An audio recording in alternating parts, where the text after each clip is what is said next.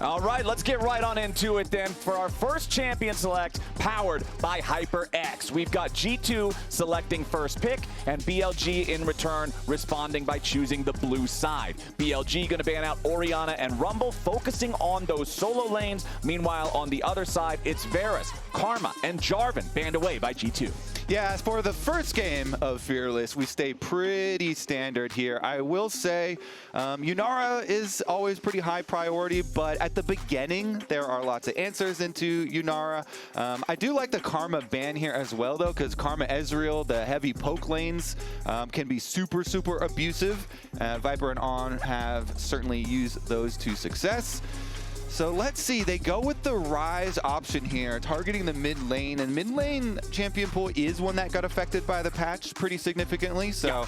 Let's see about this. On the first pick, they go Vi, so you're immediately thinking like Taliyah options and stuff that Ahri. Yeah, Ahri and Taliyah, those types of things that combo with Vi for heavy single target kill pressure.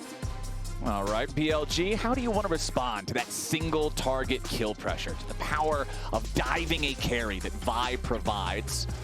I want to see if they also want to place some priority on the jungle, because once Vi's locked in, you don't really have to focus jungle as your first pick. You know Vi's not going to go anywhere else. And so what you can do when you see Vi, though, because Vi is not very strong early in 1v1 scenarios, for junglers, we're usually thinking, hell yeah, what can I pick to like invade or force fights early at the very least against the Vi, you know, pre-6.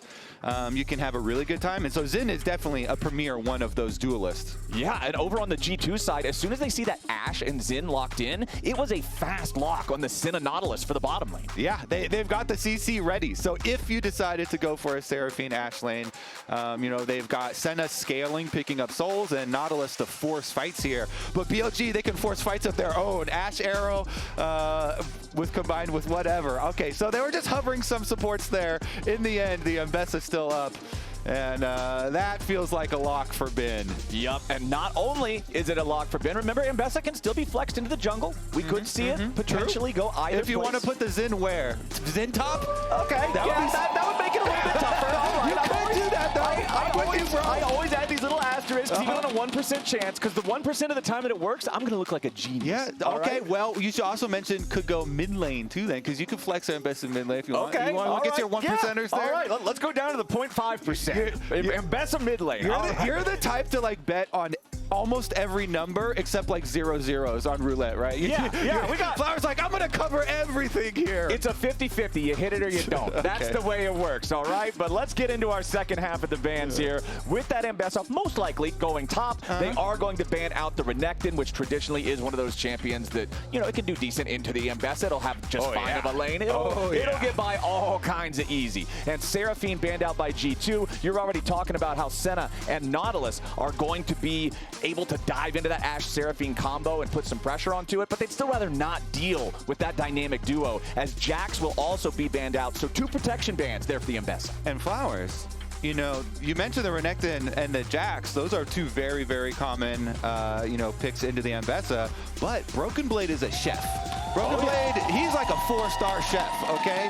He can cook, and stuff like, Volley Bear or something as a like really good lane counter to Mbessa are up. So you never know with Broken Blade how hard he wants to cook very early into a series, but Broken Blade having counter pick could make that a little bit more spicy. We'll see if they actually do it. Of course, they do have a pretty big like enabling team on G2 at the moment. Yeah. Senna takes a while to scale up and really do damage, but they have all their engaged covered. So you're just looking at solo lane carries for the G2 side. Meanwhile, we did mention Shen supports from On, and he definitely likes it, and that would be my assumption here, although you're flexible opportunities, Flowers. I don't know how Xinjiao or Mbessa would do its support, so I think I'm going to agree with you. I'm going to take the bet that it's probably Shen down there, but hey, we heard from Hans in the preview at the top of the day. He knows that On is going to play some wacky supports, and Shen fits right into that slot. So it's going to be Ashe Shen versus Senna Nautilus in the bottom lane. They're going to lock the Poppy on the G2 side because there is a lot of mobility with Zen, Shen, and Mbessa for Poppy to deny with Steadfast Presence. Final pick of the draft for G2 will be Annie for Caps. Yeah, and we've talked about, you know, Broken Blade's counters, and he's going for a more like nullifying style counter in this one. So, wow, G2, I mean, they're tanky, Flowers. Oh, yeah. G2's got a pretty beefy, tanky team here, and it does have burst potential. So we'll see if they can get through it. But BLG, they've got some anti-burst. They added a Galio on top of the Shen. So both Galio and Shen kind of anti-burst opportunities here for the Vi and like Annie targets. Some pretty good answers on the BLG side as well. I like how you say Vi and Annie targets, plural, when you've got like 4 tanky units and then you have Ashe.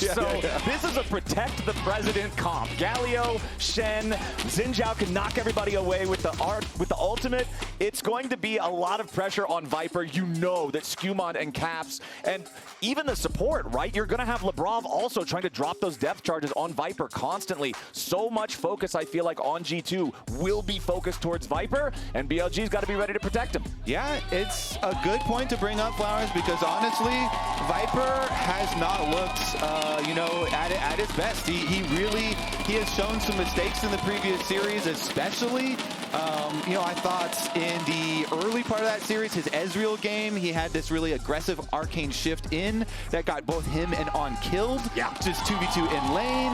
And then he also rushed some ganks where Shun was in really good position to gank bottom lane, and he just like positioned too far up too early and, you know, gave up some kills there. So yeah, I think it is good to have a magnifying glass on Viper, actually.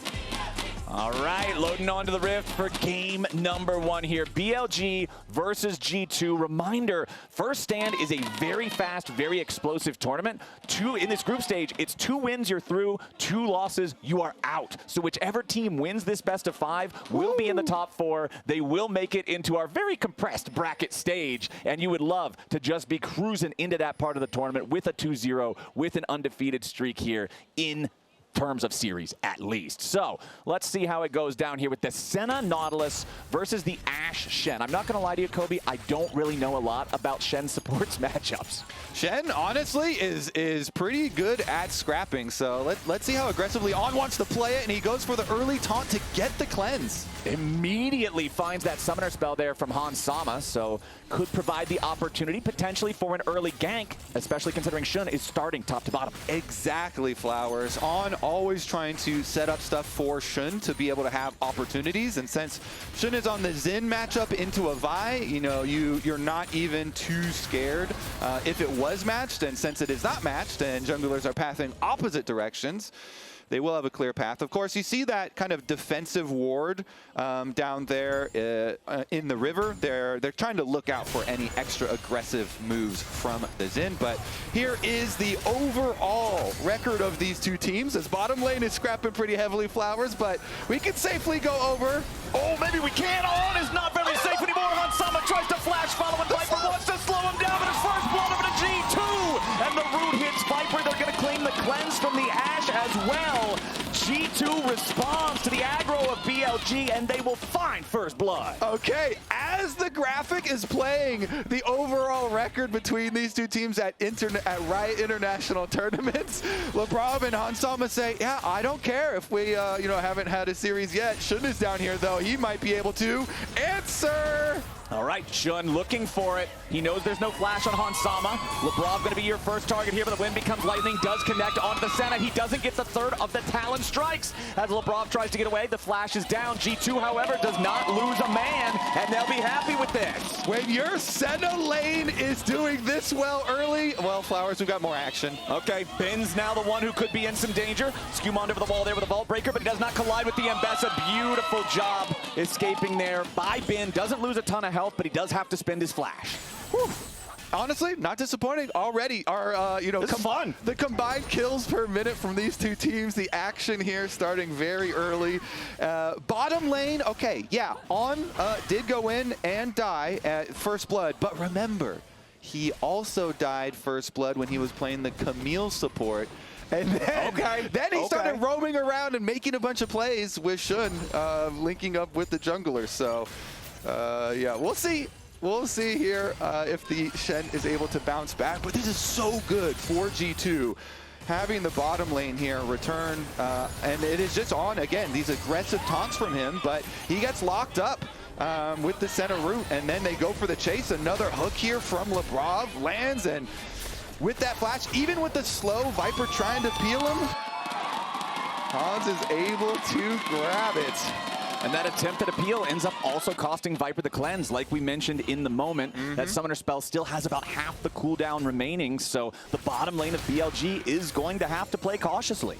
All right, Boots of Swiftness, just one-shot that purchase for Hans too. It's so hard to punish the Senate. Whoa, Knight underneath the turret. Caps uses the flash to block the Justice Punch to guarantee that his opponent is going to take the turret aggro.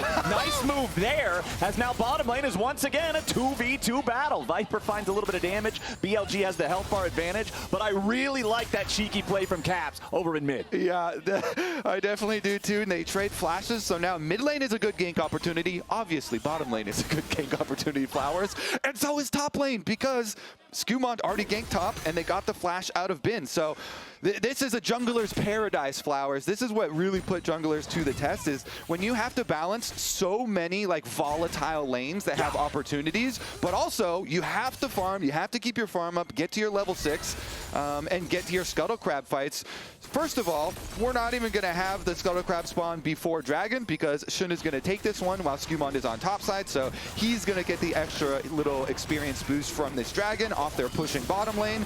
And that is gonna do some nice things for him, but there are so many opportunities to find kills in this game with so many laners' flashes being down. Well, you've pointed out, hey, this is a test of your ability to make sound judgments as a jungler, and I feel like if you're Shun, you're happy stealing away that first Drake 5.5 minutes into the game, guaranteeing that G2 can't contest because of the state of bot lane like you were talking about. Yeah, you want to try and take advantage while before the Senna has souls, right? That's why they keep on scrapping, keep on looking for these fights, because before the Senna has souls, you should be able to get advantages. It's just that G2 outplayed them and got their early kill on the Hans Sama, which we said he invested in movement speed. The Boots of Swiftness allow Senna to dodge out so many ganks. She's already hard to catch and pretty slippery with the Shroud, but with that extra move speed, it goes such a long way. And then, of course, reduces the effectiveness of that Ashe attempted peel that we were talking about with those slows.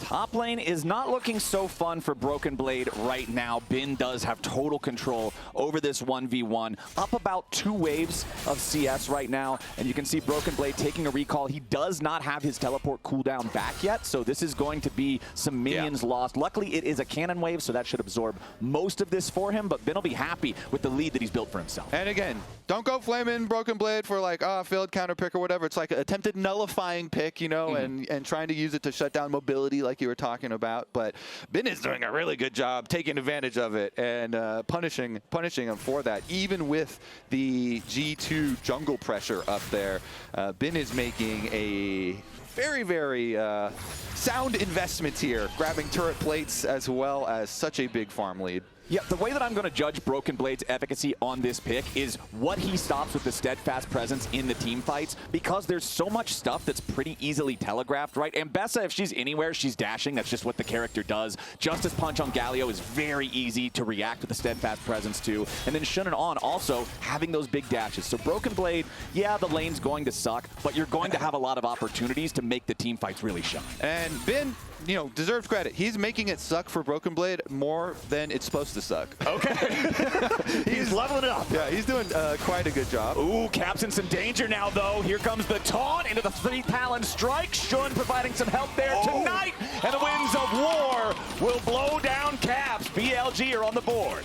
Nice punishment here. We talked about all the flashes being down, Flowers. They go mid. Shun is able to find efficacy there as well. Turret plate after the kill. It is a cannon wave as well, so the cannon is going to die there. Caps does not have teleport to get back.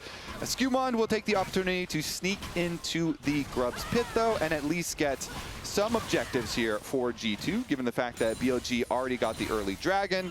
You know, he wants to slip in here and get something back. Yep, and he's got Broken Blade up there as well. The state of the top lane perfectly favors G2 being able to secure all 3 of the grubs. So Skewmond will complete that. Broken Blade hanging around just to make sure nobody is in the area to try to mess with him. Important to note right now, On is about 90% of the way to level 6, so keep your eyes on the Stand United. This is one of the longest cooldown ultimates in the game. It's like 3 minutes or something, if I'm recalling correctly. So when On uses this early on in the game, we really need to see it result in either preventing a kill or making a kill happen. If you use the Shen ult and it gets wasted, it feels so bad. Yeah, certainly does. On though, River Shen activated. All right. Roaming around, and he's actually accomplished so much when he links up with Shun. We talked about it last time, but Cap's nice little speed boost right here, just with the shield. Able to evade the Galio setup, and they have plenty of wards there to see some of the travelers through this river and through this attempt at Caps' life, so Caps avoids it nicely.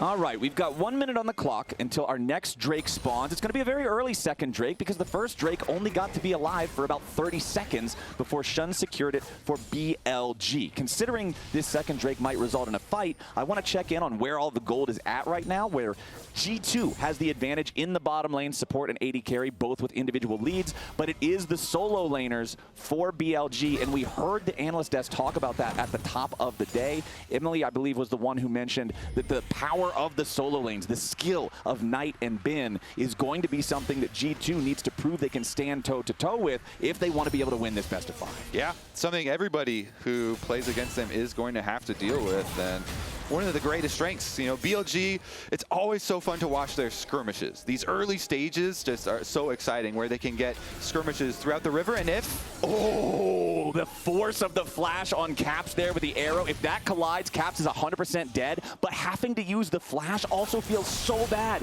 Anti-Flash Tibbers is the character. It's why you draft this champion, and now Caps won't have that opportunity for the next 5 minutes. Taunt Flash coming in from On. Here's your heroic entrance, but Knight is just a little bit too late there. Their opponents were able to get away in time, but Broken Blade with the solo kill in top lane. I got to see the replay of how that one happened. BB with the beautiful solo onto Bin's Ambessa. There it is, Ambessa nullified. Nice job, Broken Blade. The solo bolo, and Lebrov had avoided the Galio ult on bottom side. G2 winning everywhere. Even though Caps does take a large chunk of HP, they're still on the dragon. Okay, but On and Viper are nearby. So is Knight. Dredge line onto On, as the Ocean Drake is already secured. Now BLG's got to try to get away. Defensive taunt from On, but Viper is in the wrong side of the map. Shun with the wind becomes lightning into the audacious charge. Looking to put some damage onto Hansama. On still staying alive with about 200 HP. LeBron is low, but G2 is fine. Dawning Shadow fired into the BLG health bars. BLG wants something, but they can't get anything back. G2 find another kill and the dragon. All right, they're just on fire right now, Flowers. Wait a second, Caps, though, he does not have flash, so Knight wants to mess around. Knight lands the taunt there onto Skewmond as he goes in. Shun still following behind his mid laner as On arrives here with the Stand United. That's what I said earlier, Kobe. That Shen ulti has to result in something, and so far it results in a kill. Viper still hanging around tier 2. 3 G2 players underneath the tier 1 turret. Compromised health bars, but BLG doesn't have the resources to try to dive them. Yeah, I mean, they got to calm down now. The pace, pump the brakes. The pace was really, really accelerated there for a while. You know, with a big investment. They invested the flash from Shen and the Galio ult to start that play on Lebrov way back when, Flowers, before Broken Blade had solo killed Ben as well. And that was a big investment at the an attempt on the Nautilus's life, and Lebrov just flashed out of the range. So really good sequence from G2 afterwards. Skewmond stays on the dragon. He finishes the objective. Then they go for the turn, and they know this Shen has no flash from last time. He tried to use it on Lebrov, and then they focus him down, so Hans is able to flash to safety, and Skewmond just stays on that Shen. They get their kill. But remember, Flowers, this fight goes so long, that Shen that just died is going to get back up and ult back into revenge. And ult back into the fight here, right on top of Knight, on his back. His action score is staying very, very high in this game. Right after he dies, gets back up, and ults back into the action. That G2 fan jumped up out of his seat. He was excited. Bonk.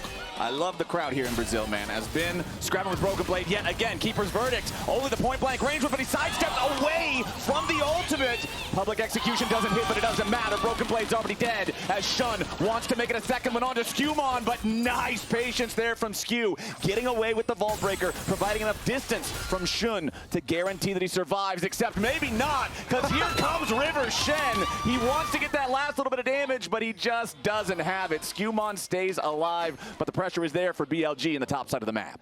Locket of the Iron Solari Shen, not enough damage to finish off. Locket doesn't do enough first. Skewmon. But they did have a really good play, and credit to Viper. The Ash Arrow is what started that all off. Ash Arrow from downtown. Meanwhile, Knight, fairly tanky. Yeah, he takes a bit of a beating, loses about half his health bar, but again, we're still pretty early on in the game. Hans is not a powerhouse yet on the Senna. He has the static shift to provide the extra wave clear. Yeah. There's your Coinbase gold grind kind of showing where our AD carries are at so far in this game. Overall, it's a 1,000 gold lead for BLG, so still very close over the first 14 minutes of the game. Yeah, and they also got to add the soul grind flowers for Hans Sama here. That rhymes. Because, because that is also a critical part to the scaling of this champion, of course. Looks like he is going for the Black Cleaver style build here on Senna afterwards as well. So gonna have that extra shred between him and Vian. Oh, really nice replay from the observers. That Ash Arrow that we were talking about got a shot here from Viper from downtown, and it went through the terrain, so BB didn't have opportunity to dodge that at all. Just unfortunate for him. He got sniped by Viper, and Bin gets to get the kill. Good shot from Viper, and now BLG are deciding they are going to go for the Rift Herald. It is desynced from the Dragon timer. You still see about 60 seconds on the clock until that third Drake of the game spawns. Bin has control. He has priority and push in the top lane, so that means it's difficult for Broken Blade to try to rotate and respond to this. It's a free Herald for Shun and BLG. Okay. See if they actually want to use that mid at some point so they can actually open up the map here. Because if you've got Galio and Shen on your team, if you can take that mid lane and then start to move your vision in through both sides of the jungle, you put so much pressure on them when they're rotating between objectives, especially with how they've been playing and the heavy engages that have gone off. Those trades are so nasty from Knight onto Caps. With the Hallowed Radiance completed, with the Quest Evolved boots, this Galio is scary for the Annie to deal with. Yeah, Annie, this whole game has really been taking a beating with the pace of the game. We'll see if he does end up getting to make a big Tibbers play or something, but as you said, it's a full completed item on the Galio, and Annie, wait. Ooh, nice arrow from Viper, but a nice buffer through it with the dredge line. Comes out from Lebrov, staying safe for now. Knight arrives with a taunt, but another good buffer from Lebrov. He gets hit by two powerful CCs, and he gets away from both of them by Spider-Manning back to the terrain. However, now there's no arrow on the Ash. Now the Dragon is already alive. Cap's coming around. He has the flash available here for the Tibbers if G2 wants to try to fight, but no, it's on driving the Herald, a combat Rift Herald, going in to knock down the tier 1 turret, and now he goes in for the taunt right after. Skewmon's the only one who gets caught, but the heroic entrance is ready to follow up. Shun wants a little more, but G2 disengages in time. Tibbers dies. BLG will take the Dragon. They'll take the turret right after, and Mr. Kobe, they've taken a nearly 3,000 gold lead. Yeah, Bin took Broken Blade's life while they were taking the Dragon, and he's going to take the tower on top side afterwards too. So, yeah, BLG accelerating pretty quickly here. First we got Shen's revenge, now it's Bin's revenge. Yeah, so it's interesting because you want to hear what the comms were like too of the Dragon fight, because both of them on top side can interrupt each other's teleports, and so they were both like keeping range on each other, and then it ends up with Bin having the open terrain fight here, opportunity to take down Broken Blade. So nice stuff there from Bin. Broken Blade gonna work on his Fimbulwinter and get extra tanky next, so he can provide some value in the team fights. You know, he wants to be tanky for the team fights, wanted to be in there with a steadfast presence with the rest of the team, so he can block these dashes on the side of BLG, but I don't know if they're going to get the chance here. BLG doing a very good job accelerating, so the next Dragon, they're going to have a really good setup, and you can see they're already taking the opportunity, try and get really deep vision in the jungle. the earlier you get your vision down leading up to important dragon fights, the easier it is to track enemies' vision and set up the next set of wards for yourself. So this, although it is very long until the next dragon, it already bodes quite well for BLG's setup. So when I checked in earlier, it was BLG solo lanes with the lead, but the bottom lane of G2 pulling ahead over their counterparts. Now when you look at the scoreboard, everyone except for the jungle is pretty significantly ahead on the BLG side. If you're G2, how do you stabilize this? How do you make it so, okay, let's just keep scaling, keep farming souls for Hans without BLG just snowballing even further? I mean, it's pretty hard, but they are going to have to choose their moment and, you know, look for the big Tibbers play from Caps. I mean, you know, you can actually start it off multiple ways. Obviously, they have Vi and they have Nautilus too, but they have to get their big surprise play here. Okay. Maybe carve out some vision for themselves like they've just done. We were mentioning all the setup, and look at that. It's all turned red now, all the wards. So Lebrov and Skumond able to clear out a lot of these wards and get themselves a pathway here to set up that big play. We'll say, of course, Hans always scaling here, always stacking up the souls. His Black Cleaver we were talking about is also completed. So they can shred. They can really shred through front line. Vi denting blows, Black Cleaver on the Senna. We'll see what they decide to go with here. Until the big moment, though, they're just trying to safely tend to their side lanes. It's a little bit difficult because of the Shen and the Galio that we mentioned, but they're doing it fairly nicely right now. You just had that reset. Caps goes back out. He can just catch top side. He has his teleport ready, no problem.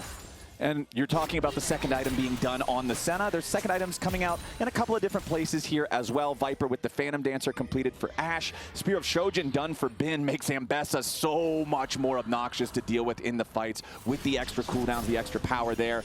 As Lebrov gets tagged by a volley, but not a whole lot more. Dredge line from Lebrov, not going to hit a target there, as G2 does have 4 men here in the mid lane, while Knight pushes bottom, and you can see Bin pushing top, while On and Viper just defend, hold the line here in mid. Shun continues clearing his camps. He's now caught back up to Skumond in terms of individual gold. 60 seconds, a little bit more, remains before our next dragon is going to spawn. I'm curious if G2 will want to fight for this. It's still only 2 Drakes for BLG, so they won't get the soul just yet, and taking a fight in open ground with a 3K gold deficit at 20 minutes can be pretty scary.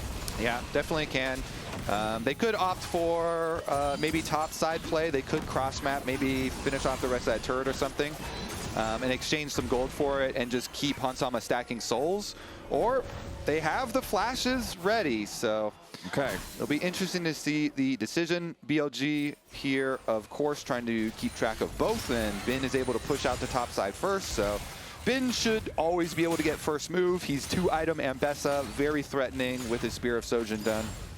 Okay, so looking at the scoreboard, every summoner spell for both teams is available except for the cleanse from Hans. Skumon gets stunned up by the arrow. Knight wants to follow in for the taunt, but a nice interrupt from Lebrov means that BLG will not be able to chain CC the enemy jungler. However, Skumon has lost about 40% of his HP with 10 seconds left until the objective is on the map. G2, however, have first walk into the river. Shun with the rest of BLG here in the mid lane. As you're going to see a TP coming in from Bin off to the side. He wants the pincer attack on the Ambessa. There's no wards to see where he is from the G2 squad. As BLG waiting for now. G2 starting up the Drake. On goes in for the taunt, but Broken Blade Steadfast Presence is going to block it. A little bit of damage comes out from Viper. Caps with the defensive Tibbers. G2 scrambling to try to defend themselves as Shun jumps into the middle, and now Bin has joined the battle, and Skumond is already down. They continue charging forward, and BLG wants more blood. Shun chasing after Caps. Viper flashes away to stay alive, and Lebrov is going to be the sacrifice. Shun dies to Broken Blade. As it's 1-for-1, and it's both the junglers, Kobe. The Dragon's still on the map, and there's nobody with Smite still standing. Oh, yeah. I mean, they got so split in that fight. It does end up being 1-for-1, so G2 gets some gold back, but it's still going to be Dragon number 3 and setting up BLG for Soul. Coming in 5 minutes. Let's see. So, Bin, you mentioned the teleport really early on. He comes in, he gets his big shield for his top lane quest, and they choose their moment once they see the split and all the initiation going the other way. Broken Blade did get the Poppy ultimate, but Shen and Galio both just ult in anyway. Shen tries to go over the wall in the chase on Caps, and that's where Broken Blade is able to peel for Caps, though, and answer the kills and take out enemy jungle. Despite that kind of defensive one kill going back the way of G2, though, BLG still accomplished their goal, get their third dragon, and we're looking towards the Infernal Soul here to add that extra damage. Yeah, Infernal Soul, sometimes different souls can feel like they're better or worse in different games. I feel like Infernal Soul always feels good, just having that extra burst potential there, as the gold lead has shrank back down below 3,000, so G2 will feel good about that. And it looks like they might be looking to make a move towards Knight here, as Broken Blade tackles him into the wall. Caps and Skewmond both coming in to follow up. Knight tries to get away, but nice stun from Caps locks him up before he makes it over to the Blast Cone. Yeah, he gets away from Skewmond, but he walks right back in towards the other two, and Skewmond takes the kill anyway. G2 get their 5th one. Yeah, great movement here from Broken Blade. You know, as soon as he's like, oh, Knight is going to trade on me, he starts walking for a good angle on his charge and ensures that the extra members of G2 can get that kill. Ooh, On finding himself taking a little bit of unnecessary damage here. He flashes away from Skewmond. The death charge is on the BLG support. However, he flashes underneath the turret, and that makes it too dangerous for G2 to follow up. And you're still going to have to worry about Bin. This Mbessa is going to get really, really scary here. Honestly, already is. Bin, during the bottom side play, where G2 sent 3 people across the minimap there, was able to get that secondary turret on the top side. So Bin working out on the split push up there, and we'll keep track, because level 16 here for him, definitely very threatening. Steel Sigil in the inventory means that we're going to get something like a Guardian Angel or Death's Dance, something that's going to be that much more obnoxious on this champion that already creates so much pressure. The tier 1 turret down here in the bottom lane for BLG is just barely standing. A single auto attack from any champion is going to knock that over. Caps drops Tibbers, trying to hit Viper with it, but really doesn't get a whole lot of value out of that ultimate. It's totally fine, though. There's nothing really big to fight for unless for some reason somebody starts a YOLO Baron. 2.5 minutes on the clock still until what will be the Infernal Soul for BLG spawns, and G2 will have to be ready for that. The good news for them is the gold lead continues to shrink. We went from about 3,500 down to about 2,500. Now we're below 2K, the lead for BLG, and that's 5 minutes later on in the game than when we had the 3,500 lead. So honestly, G2 is probably feeling a lot better about taking this fair fight in the river against BLG to stop the Soul. Yeah, the thing I'm going to keep my eyes on is how much damage they're able to actually output. Hex optics here, though, for Hansama are completed. So Senna does get the 3rd item in time, and they definitely do need that. Every little bit of damage on this comp really is going to be meaningful. So you're going to have to keep track of BLG, how they use their shields, the Galio shield and the Shen shield. Those will be critical as well in setting up for this one. G2 trying to get some early positioning, but Bin's split push on top side always means BLG going to have the early push and early move. And I like the going for executioners here, going for Mortal Reminder for Viper as the 3rd item. Not only are you going to cut the Senna healing, but you're going to really reduce the effectiveness of that Protoplasm harness on the Bronze Nautilus. As now Broken Blade throws out the Keeper's Verdict. They want to try to burst On down. However, here comes the hero's entrance to reinforce. On just barely lives with about 50 HP. He had to make sure he stayed away from the dredge line. There's Shun with the defensive ulti here too. BLG forced away by G2. Unfortunately for the European team, there's still about 60 seconds left until that dragon spawns, so it's not going to guarantee that they can stop the Soul, but they definitely went out in health bars. They're going to force BLG to back off. Interesting, because Broken Blade, no flash now, and he used his heal, but you know, didn't die, as you say, and is just going to be able to reset here. So BLG still in a good position mid. Yep, and there's your flash away from Skewmond. So now this sequence, in the past 30 seconds, Broken Blade, Skewmond, and LeBron have all used flashes on the G2 side. Exactly, and that's what you're looking for leading up to the Dragon. Now 30 seconds, though, on the Dragon. What those flashes did get G2 is position. Position with control wards in the river. Let's see if that actually matters. And BLG still trying to take out this mid lane tier 1 turret of G2 that has refused to fall for the entire game thus far. TP coming in as Broken Blade joins up with the rest of G2.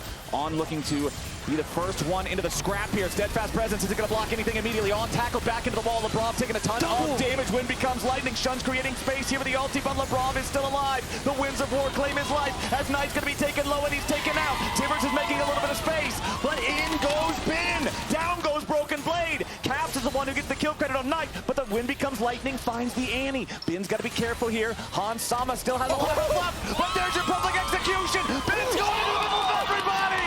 Ambessa tears G2 apart. Triple kill for the BLG top laner. Oh, Bin puts him in the dumpster, Flowers. What a turn from Bin's Ambessa. He put him in the dumpster. He took him out to the curb. Beep, beep, boop, boop, beep, beep, boop. He called the garbage collection company early because Bin is having no more of it. BLG with a crazy play from their top laner, and G2 definitely want that one back. We warned you, you're going to have to worry about Bin. The Ambessa is getting so scary, but the double ult from Broken Blade at the beginning is really big. Turns it into a 3v5, but look, Viper, he's trying to pepper from the side here. Knight survives for a fairly long time, as does Bin, and Bin is the one doing all this work. Then you start to be like, oh, do we have to really respect this Senna? It's so annoying already with 3 items, the range, it's starting to get bad, but Bin says, no, I don't care. And the best part about this replay, his whole team, look at the minimap, they were leaving. Yeah. The rest of BLG were leaving, going to Dragon. They were going to do the objective. And Bin said, I don't care. I see the angle. They're all grouped up. I'm going in with the ult. I get the triple effectiveness there. He hit everybody. Man, insane. Bin, when he's in form, is just such a monster. This Ambessa, 7-1-1. He is 7 out of 10 of the kills on his team. He just got as many kills in the cleanup of that fight as the rest of the team has put together, and also all of those are on Knight. Bin is for sure G2 father, showing it. He's got a QSS, Flowers. Oh my goodness, he is just, he's out of control. All right, it's a 7,000 gold lead, plus an Infernal Soul, plus Baron for BLG. G2 have got to make a miraculous defense here at this point. All 5 grouped up, Dredgeline hits Shun, immediate defensive Zen ulti in response. Gonna stop G2 from going any further forward right now. Shun's gonna pop the blast cone just so it can't interfere if any fights do break out. Hans, Broken Blade, and LeBron trying to defend this. Caps answering Knight over in the mid lane here at the same time. Baron and Power Cannon minions, 2 of them continuing to chip away at this turret HP. BLG on the push. Another volley hits, and the volley is so nasty with the Infernal Soul, Kobe. It feels like it doubles the damage of the thing, as there goes the tier 3 turret in the bottom lane. Pressure continues over in mid. LeBron's just gonna die. Bin, legendary, 8 kills here on the Ambessa. Tibbers was used.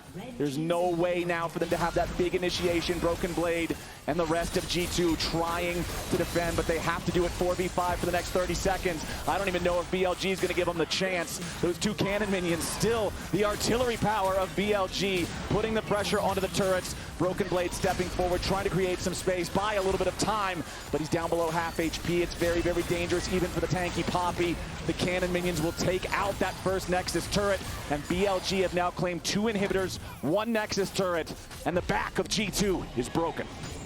And it was broken by Bin. I mean, honestly, no matter what side you are on, even European fans, you have to marvel at Bin at the international stage when he is at his best, when he is just performing. It is so fun to watch. And this is Aftermath, of course, the previous play is where Bin did all the work. He's gonna do a little more work here. He's like, all right, you know, I'm gonna dash in and snipe LeBron, 1 more kill.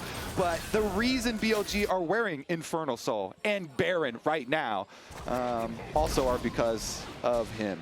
Bin it to win it. This dude is putting in so much heavy lifting in game number 1. Viper with a nice arrow onto Caps. There's your taunt flash from On to follow it up. Defensive Tibbers isn't going to matter. The Bear's going to get removed from the Rift immediately. And now with the mid laner dead for 45 seconds, you have to think this is the game-ending push here for BLG. Viper might be below half HP, but he's already got a Guardian Angel. BLG looking to take the fight now. Skumon into the back line with the Dawning Shadow over the top. Viper is dropping low, but the GA is still there. Shun retreating back to stop the divers from G2. On dies to Han Sama. Shun is still low. Resurrection's going to come out onto Skewmon through his own Guardian Angel. Broken Blade escapes off to the side, but Skewmon is down. They continue going forward, and Han Sama is caught. G2, this is their last gasp in game 1. Knight takes the kill on the Brav. BLG has a 5v1. There's nothing Broken Blade can do to defend it. That Nexus is not long for this world. Can they get the ace at the very end, right on the steps of the fountain? I believe they can.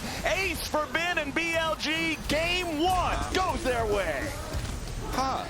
Flowers. I wonder who people will vote for player of the game. I do not know, Kobe. I am truly perplexed. I truly am confused and wonder, analyst-esque, what do you think? Our question for game number 2 is going to be, how do you actually nullify Ben?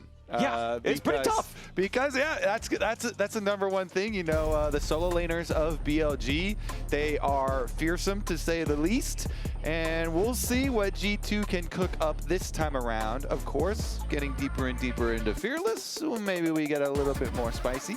Yeah, when BLG had 10 kills last game, 7 were Ben and 3 were Knight, and the other 3 guys were along for the ride, just having a good time on the road trip. So these solo On was having a good time. He was action-packed, constantly going. Yeah, man. The support Shen made it happen. The only time Ben died the whole game was the solo death to Broken Blade up there in the top lane. So even though BB did slow down that Mbessa early on with the solo kill, with the outplay, it wasn't enough to stop him from running wild, as now G2 is going to focus the support role here again. It's Karma, Bard, and Jarvan banned out by G2. 2 out of 3 of those are the same as game number 1. It's just they replaced the Varus with the Bard. Over on the other side, BLG taking out Orianna, Ryze, and Rumble yet again. G2 selected first pick. BLG picked blue side. So I have pretty big, you know, priority on Pantheon. I know I'm really focused on jungle usually, but Pantheon looks really, really powerful here with Xin and Vigon already early, Jarvan out as well. It just provides so many things. You can build a lot of comps around point-and-click CC as well as the semi-global. There's your Varus Flowers. You know, it gets Explains dropped. why they didn't ban it. Yeah, it gets dropped, and so you immediately are going to get the pickup. You know, G2 opt to ban the Ryze again instead. The Orianna and Ryze will stay banned. And this time around, gonna get the common Sivir here picked up. So your average everyday Sivir. Nothing too crazy yet. Yeah, pretty common answer here. Focus on the minion wave. You have your spell shield to keep you safe. And Alistar, another initiation champion here for On to get the action started, as well as get the peel. I mean, with spell shield and an Alistar bodyguard, already showing some pretty good protection here for Viper for BLG. Yep, and we'll see how the laning phase goes for them. You can see this Nico It's about to get worse. Yeah, I was going to say, the Nico hover right now, Varus is already obviously a very powerful laner. Nico is a very powerful laner too. Okay. Alistar is also a champion in the game. Yeah, so Sivir it's not going to be fun. on the minion wave. You know, we focus on the minion wave here. We clear the minions out. It's the farming. But yeah, Varus Nico, one of the most fearsome bottom lanes. So G2 have decided, hey, let's go bot prio. Try this. Ooh, the Skewmon special. Dr. Mundo locked in. Skewmdo? Skewmdo? Skundo? Dr. Skewmdo locked in for the European representatives. The Skewmondo. Ah, that's kind of cooler. There we go. All right, the Skewmondo. Skewmondo attack. All right. It's a special, as he said, for him. You know, adopted it really, really early on, and we'll see about that scaling. Ooh, shouldn't some carry jungle action here with the Nefiri would be fun, but not quite yet. And the Pantheon that I was looking at so heavily just goes all the way through. Plenty of other options here, and they decide to go with the Gnar. Gnar, very versatile top lane, so feels very, very safe picking it here. But I'll say, versus Broken Blade, he cooks, man. You could get a Yasuo up there. You could get some counter picks that really focus on trying to kill Gnar when he's mini form. Well, remember in game number 1, the second half of the draft for BLG was banning out responses to the Mbessa that they picked on what I believe was, again, their 3rd pick. And we're seeing what could be a similar story here. However, However, they do have to pivot a little bit. When you draft Alistar and Sylas isn't banned, Sylas loves stealing Unbreakable Will, so they're immediately going to ban that Sylas away, make sure he can't be the raid boss that they cannot actually have the gear for. So that's banned out by the BLG side as Ahri is removed by G2. And you can play Sylas into Gnar as well, so some double effectiveness there. Depending on what G2, how deep do they want to go into the dark magic picks? Let's see. Keeping away Knight's Ahri. Yes. Never a bad idea. Never a bad idea. Thing is with Knight is like, he literally, he's got a lot of good stuff. You can't really ban him out, and Azir's not even very good anymore. So, they did snipe it. They also mentioned. They're banning out the pocket pick, the respect given to Broken Blade. It's one of those classic solo queue counters that you almost never see in pro play, but Broken Blade is one of the rare players that is willing to just say, no, I will slam it down. If I can beat you on ladder, I can beat you on LAN. And he's not going to get the opportunity here. So let's see. Does G2 want to try to double ban against Knight here in the mid lane, or do they have other ideas? It will be another target on Knight's back. The LeBlanc banned away. Okay, whittle down a little bit more on the effective champ pool. As we said, though, and Knight's pool goes about as deep as it can go.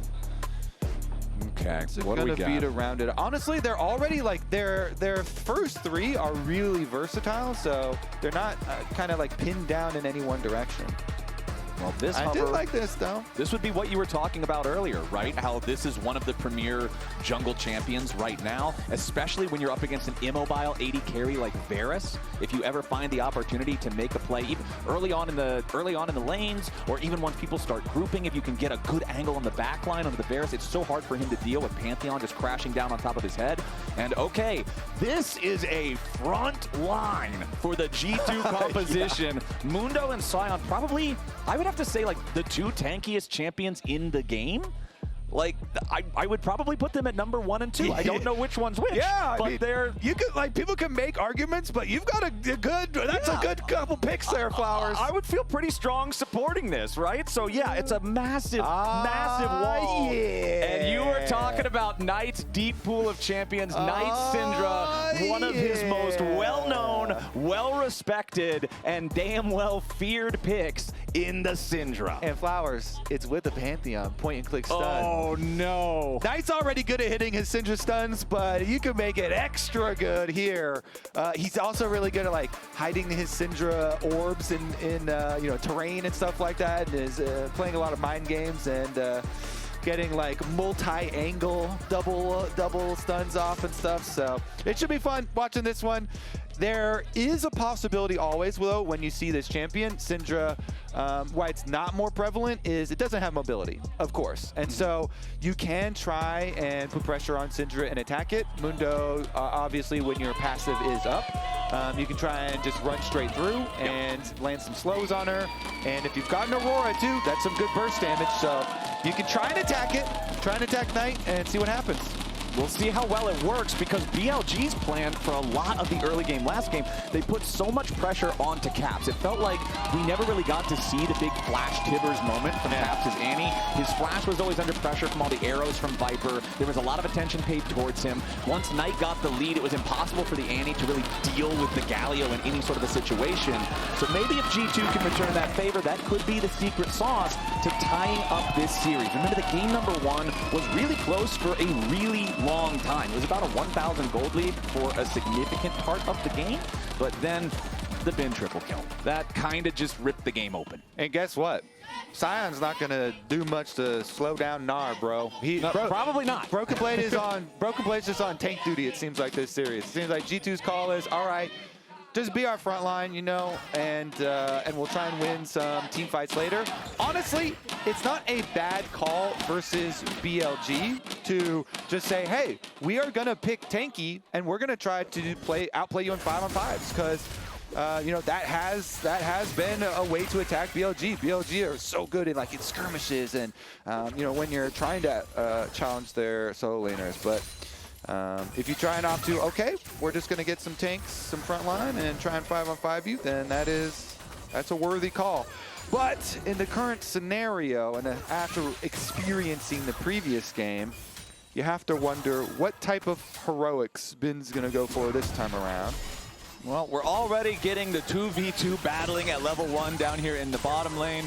As you would pretty much expect this to go, everybody wants to fight for that early priority, that early control, and it is BLG ticking level 2 first. Both of our junglers are starting on the top half of the map. We'll be pathing towards bottom side, so every summoner spell, every low health bar will be that much more juicy if a jungler can get his hands on it. Yeah, certainly will. And again, we have, well, we have wards, Raptor ward for G2, so they are going to see the timing for Shun on Raptors here. So okay. They'll have basically perfect timing on Shun's clear, even though Shun is pulling the Raptors into the brush there. They'll see that they are dead, and so they can work around this. Mundo, of course, very quick clear and wants to keep up the power farm, wants to scale. Okay, so Viper and On have the push, have the control here in the bottom lane. And I feel like when you're an Alistar against Varus and Nico, having the push in bottom lane, you're feeling great. Yeah, Viper's doing a good job here, bouncing damage off the wave onto them. So some really good value there, and they actually forced the recall out of Lebrov really early on. They forced the heal, and now they're going to force more. They go after Hans Sama, the flash away from Hans, but the flash follow from On. It'll be a 1-for-1, but it is first blood over to BLG, and it is the AD carry on G2 that dies. Hans will at least be the one, of course, that gets that kill back. BLG would have preferred to have the first blood on to Viper, but still, they're going to kill Hans off. They're going to get this wave shoved up forward. Scumon's coming around down bottom, though, and if they get this kill onto Viper, that's going to feel really good. Viper is in some danger now, and surely there is no way out for this Sivir. Just going to walk into the turret, and Scumond even flashes to make sure he's the one who gets the kill. Scumondo is getting paid, Flowers. Okay, so big ups to BLG's bottom lane. They forced out the heal and the back. On says, you know what? Since I'm flashing for this and dying for this, I am going to get the kill. I'm going to punch you for the extra money for first blood.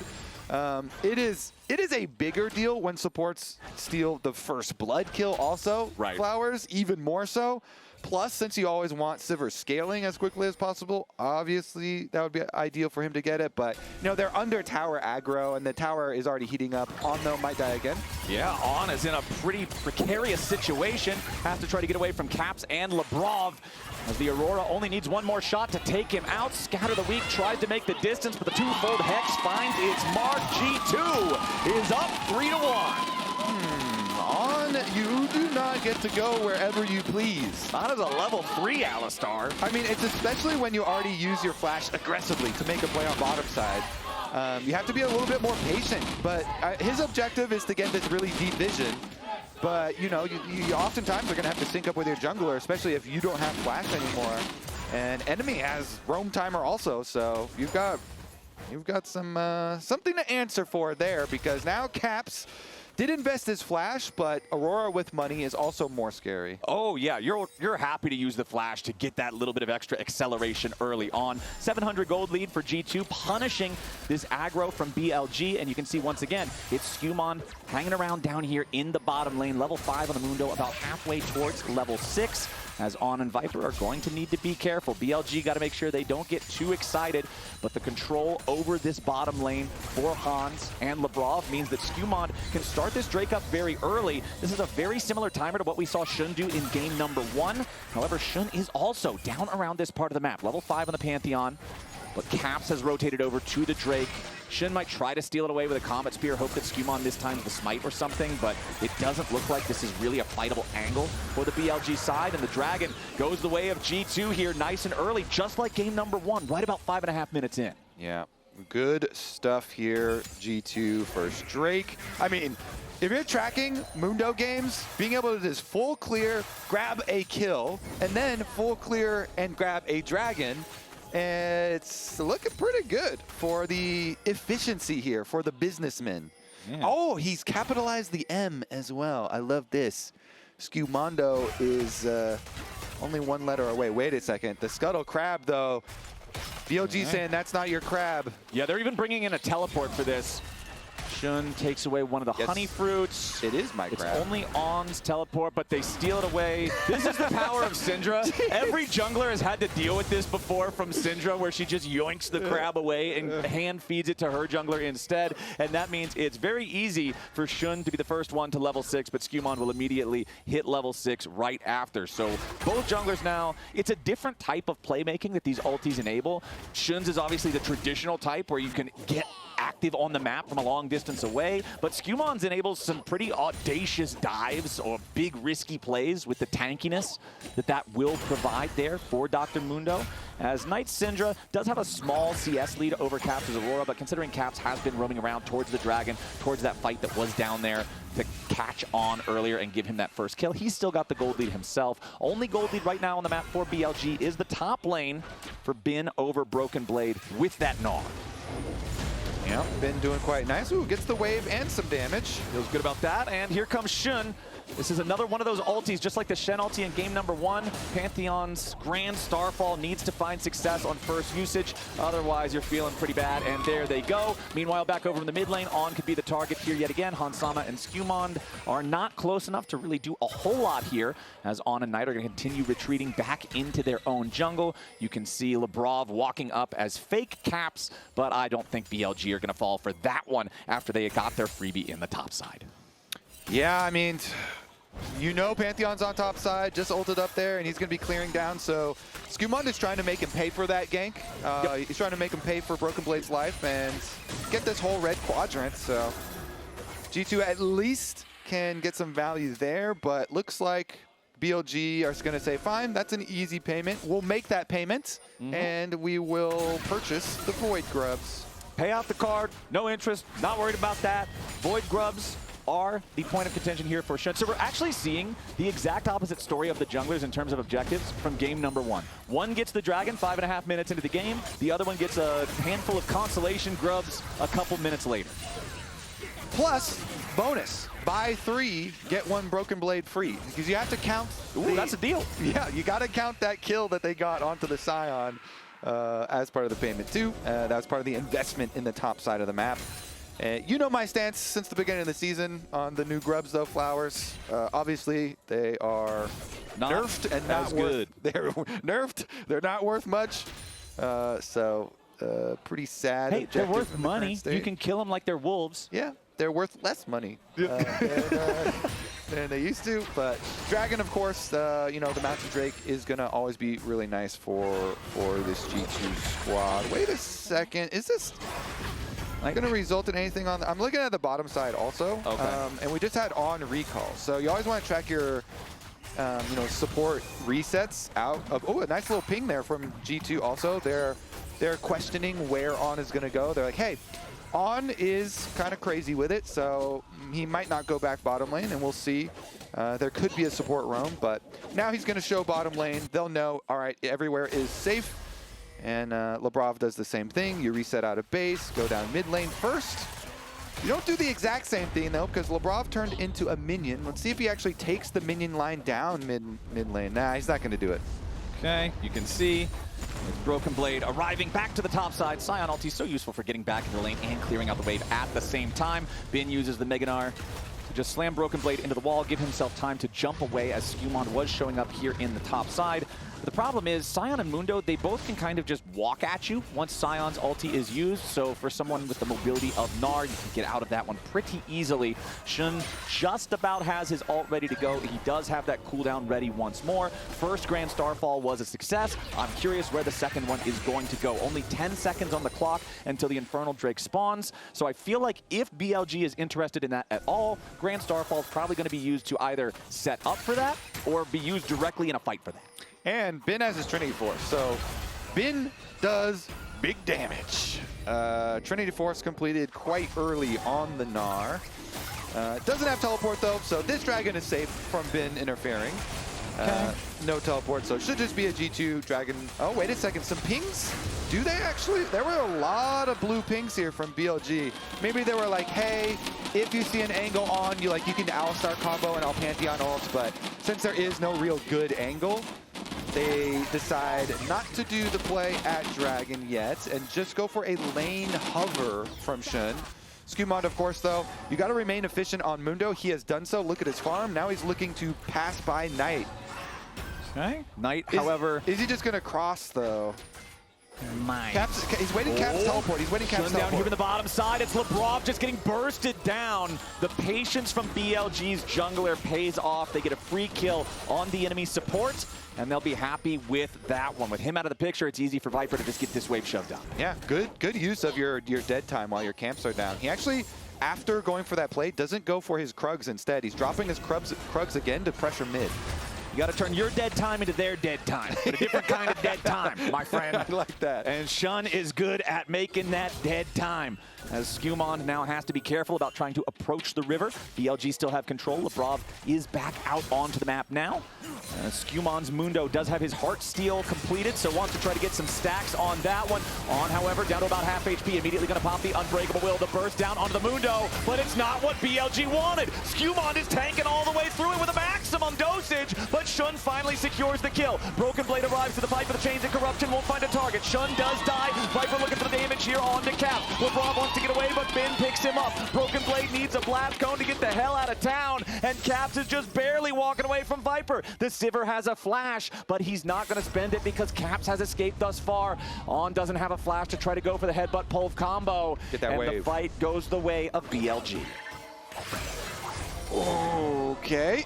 There's a little bit of extra burn at the edge, but honestly, yeah, okay. When both top laners join Flowers, you'd rather have Bin, right? Yep, I think I'm gonna go for Bin. I think I'm gonna go for the Gnar with a 1,500 gold lead. Yeah, Trinity Force was completed, and that teleport we were talking about, it did come off cooldown. But look at the way they start out this fight. So Skewmon walks up, and he's trying to tank as much as he can. Then we get pretty good avoidance of Labrov's ulti from Knight. Knight's spacing was quite good. On even survived. And then even with Chains of Corruption going wide, still enough damage for G2 with their bursty comp here to get their kill. But was an answer here for Bin as he's able to chase down another. Let's see what they do in the aftermath. Caps, though, of course, was still able to survive, so at least they did get him out. But this BLG lead, 1.3K now, the gold lead. And I'm still just so curious about how these timers are mirroring game one so much with the neutral objectives, because we're also going to have such a similar story where the Rift Herald spawns and then the third Drake spawns about 1 minute after. Remember that favored BLG in the previous game? They were able to grab the Herald, no contest from G2. They then used a combat type of Herald with Labrov driving, or not Labrov, excuse me, with On driving it towards the enemy team in one of the team fights around the Drake after. Scatter the Week comes out from Han Sama. Coinbase Gold Grind, keeping track of our top laners there, looking at Bin's advantage. 2,000 individual gold lead is so scary to have to deal with. And Kobe, you already mentioned that Trinity Force, but I feel like you mentioned it a long time ago. So yeah. Bin's pockets must be feeling pretty heavy right about now. Yeah, he probably has a lot of cash because they took the whole turret on top side afterwards too. So first turret bonus for BLG for Binny Boy, Mr. Rich Boy. Hans, though, the Varus did get the kill onto Shun, I believe, in the scrap down on the bottom side. And so that was the second kill for Hans. So the Varus with a nice little lead here. Poke Varus, always nice little power spike pretty early on. And again, even though there's not going to be a lot of like DPS later for G2, they construct these team comps pretty clearly in this series in a very similar way. They want tanky frontline to be able to fight mid-game team fights versus BLG. And so that's why it's very important. Stack your dragons. Don't miss your dragon timers. And see you can get your 5-on-5 versus BLG at the Drake and continue stacking.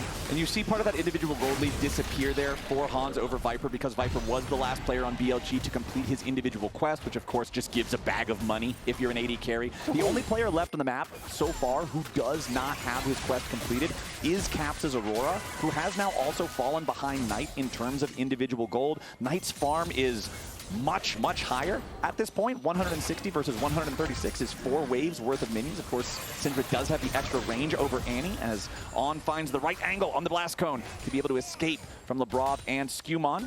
Knight aware of Skumon's position, but he knows he's got help nearby, so he's not really afraid of the wraparound from the G2 jungler. Caps gets caught out by On. Scatter the weak, ready to follow it up, but Skumon creates space. Caps with a defensive ulti. On tries to get away now with the Unbreakable Will.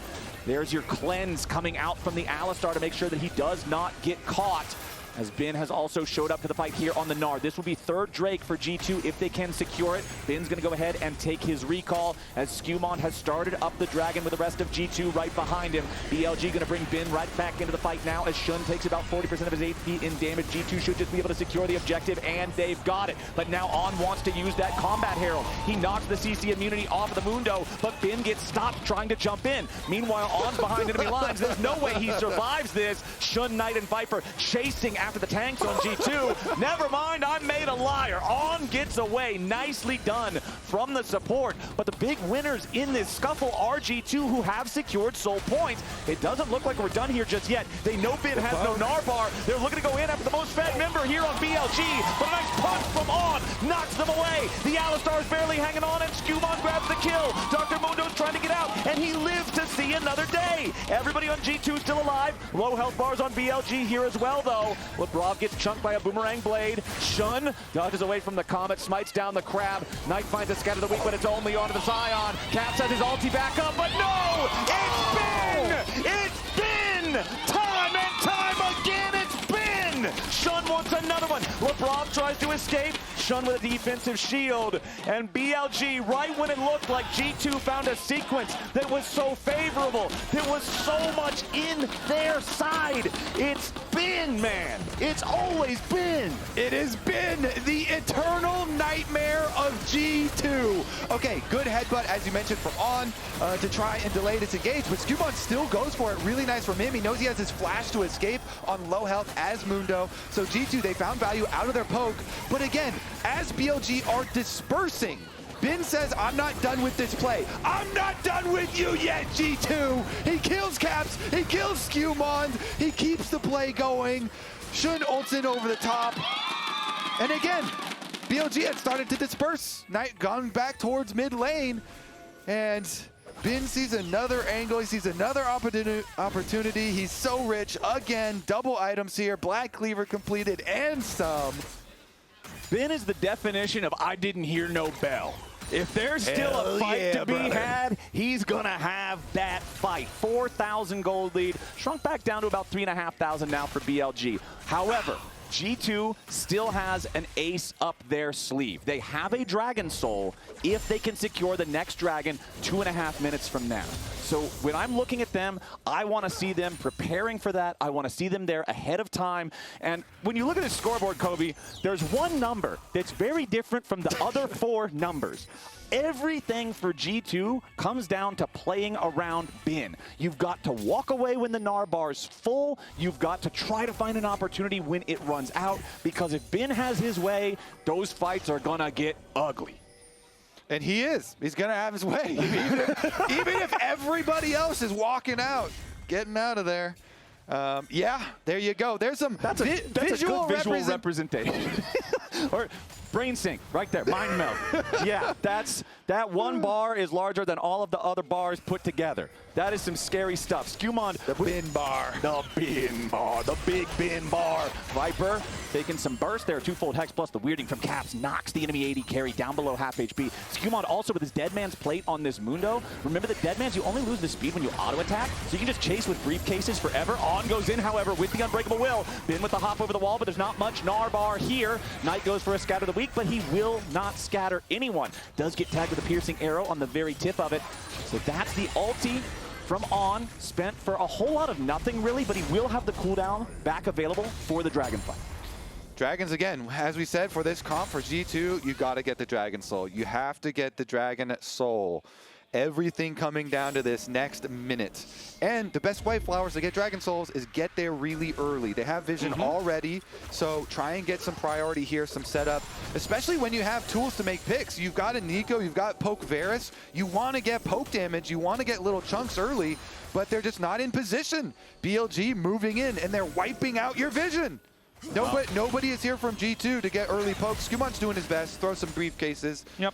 And honestly, Empowered Scryer's Bloom do a lot. So Empowered Scryer's Bloom could just kind of wipe that out as well for G2. So that is very nice. Bin, look at him, coming from the river, bottom side, got to be aware. Look at Lebrov's flash timer as well. It's going to be up by the time the dragon spawns.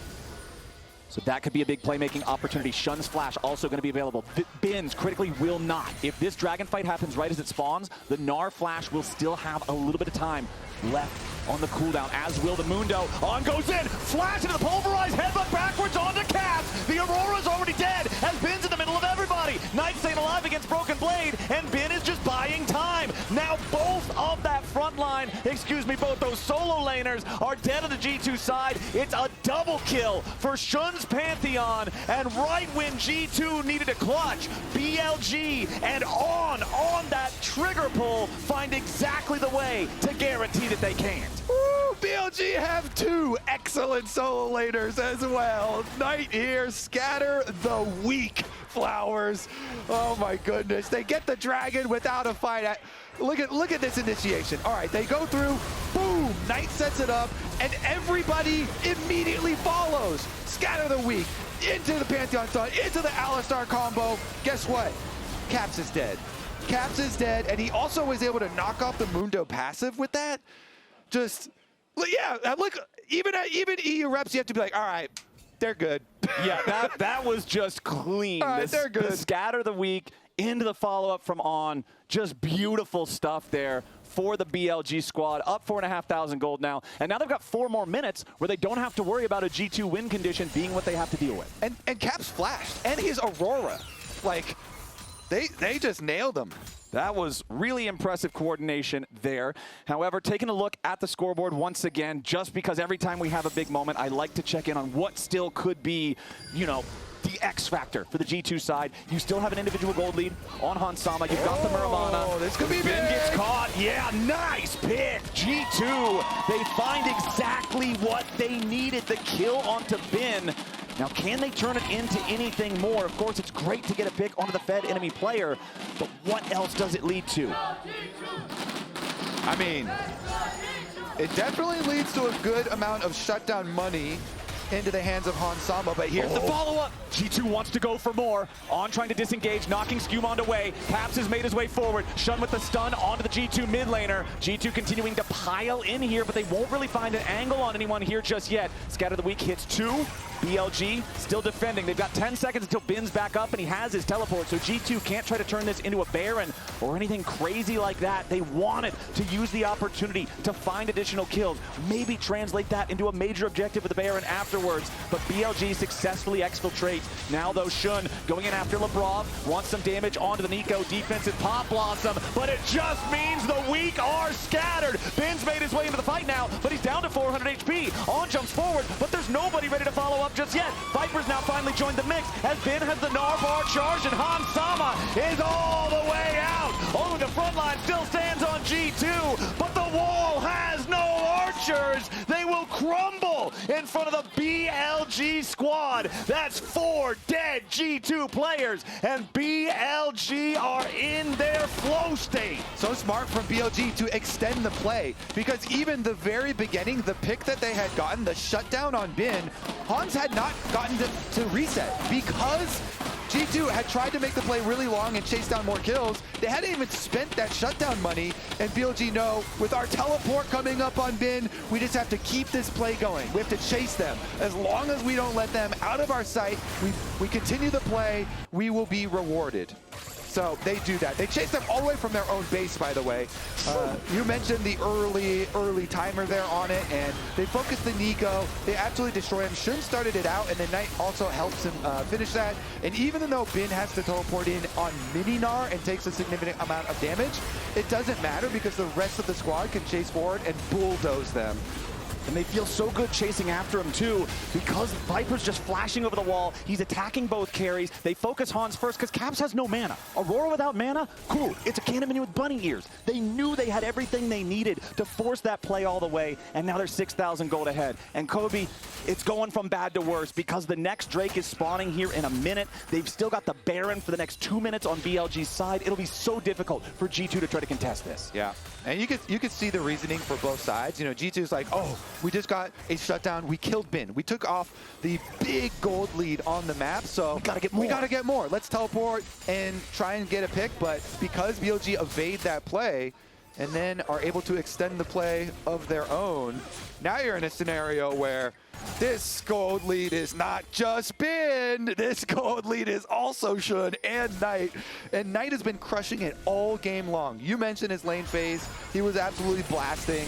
Then he got Wade. Flash Pop Blossom, but no! It's Knight Again. stopping Labrov once more. His Syndra is feared for a reason. He's immediately ready to react, and that is one of the biggest playmakers, game changers, X factors, whatever you want to call it, for the G2 side. No Flash Pop Blossom on Nico is going to make what's already a difficult fight to try to find the angle nearly impossible. Bin keeping the pressure on here in the mid lane. Does have his hop interrupted there by the decimating smash. However, there's not enough pressure from G2 to really scare him into anything that might even look lethal, as the Dragon is alive. Shun's already dealing with that one. Viper's going to help him DPS it down. They still have a little bit less than 1 minute on the Baron to try to continue pressuring the lanes. But again, the Dragon Soul is avoided. Even though Knight is 0-0-8, he has been monster smurfing on this game, on G2, on his Syndra. And it's looking real difficult now for G2, even though you go, oh, they were so close to the Dragon Soul. Well, it doesn't matter if you're close, because just the early dragons, the individual ones, don't give you a lot of power. It's all about finishing the job, finishing the soul, and BLG has said, nope, you're not going to be able to even get close to the next dragon. And look at Shun, 7-1-3 on the Pantheon. Even when Bin had his big moment earlier, Shun was following up with him. He's the one who actually got the second kill. Yeah. You talk back in draft about how Pantheon's open. Xin and Vi are already out because of Fearless. He made it through the first half, but then locking this in was clearly the right choice for the BLG squad. Shun now with the Guardian Angel on that Pantheon as well. This can be a double-edged sword sometimes, because as Pantheon, you always want to ult into the back line, and Guardian Angel will let you do that. But sometimes it might let you do it a little bit too much. So we'll see exactly how he wants to place that, exactly how he wants to time that to guarantee another BLG victory. It's 2.5 minutes till Baron. It's a little under 4 minutes until the next Drake. It's a 7,000 gold lead for BLG, as G2 have to try to find some way to bring it back. But Bin's going in after Caps. He tries to escape, but Viper's already got him. It's both carries dead on G2. It's a massacre in mid lane. Labrov and Skumon get away, but with the carries already down, what is even the play here for G2? BLG are just going to hard force it down mid, and that's a 5-man push. You've got 2 tanks and support Nico to try to hold on to the Nexus for the next 25 seconds. Knight preparing the orbs, minion wave marching up. There's no Baron, but they have so much damage. Viper is on 3.5 items. Defensive pulverize coming out from On as Broken Blade tries to step forward, but now he's the one who's going to be scared. Knight gets the execution there with the unleashed power, as Broken Blade's dead body's not going to be able to clear enough here just yet. Nico ulti does nothing. Shun is low, but he will not die. Skumon tries. Skumon dies. BLG, they take out the remaining 3 as the carries finally respawn. Shun's still at about 400 HP, and they need another minion wave. It's Caps and Hans versus the BLG 5, as Caps has to try to get back to the fountain. So much damage coming in, he will escape back to the steps, but it's the Nexus turrets that they've got to be afraid of. Scatter the weak onto 2 yet again. BLG are just trying to pad their stats at this point. Ulti does nothing from Caps. That's another BLG win. They are on match point in this best of 5. Not working at all for them. They can't give like free lanes over to Bin. I don't know what you're gonna do to be able to contain Bin, but you got to deal with that. You also are gonna have to deal with Knight. Like Caps is gonna have to change and learn something right now too to be able to deal with Knight. And the solo lane problem like that is the first problem they're going to have to tackle, and then think about some team fights afterwards. Yeah, I feel like anybody who's played League of Legends for a long enough time has had one of those days where you're just in the zone, the match history's all blue, you're carrying every game, and I feel like Bin and Knight are both in that state of mind right now. These two have both just been playing so incredibly well, and the rest of the team, of course, not asleep at the wheel either. So let's get in to our third champ select here, powered by Omen and HyperX. G2 have 11 selected for second pick, and BLG have chosen the blue side. We have the Karma and Bard banned out by BLG, so they're focusing on those support matchups, those potential powerful laners that they could have to go up against. Meanwhile, G2 are focusing on mid lane. It's Orianna and Ryze banned away by the EU squad. A lot of support focus here as well. With Nico out, Karma out, Bard out.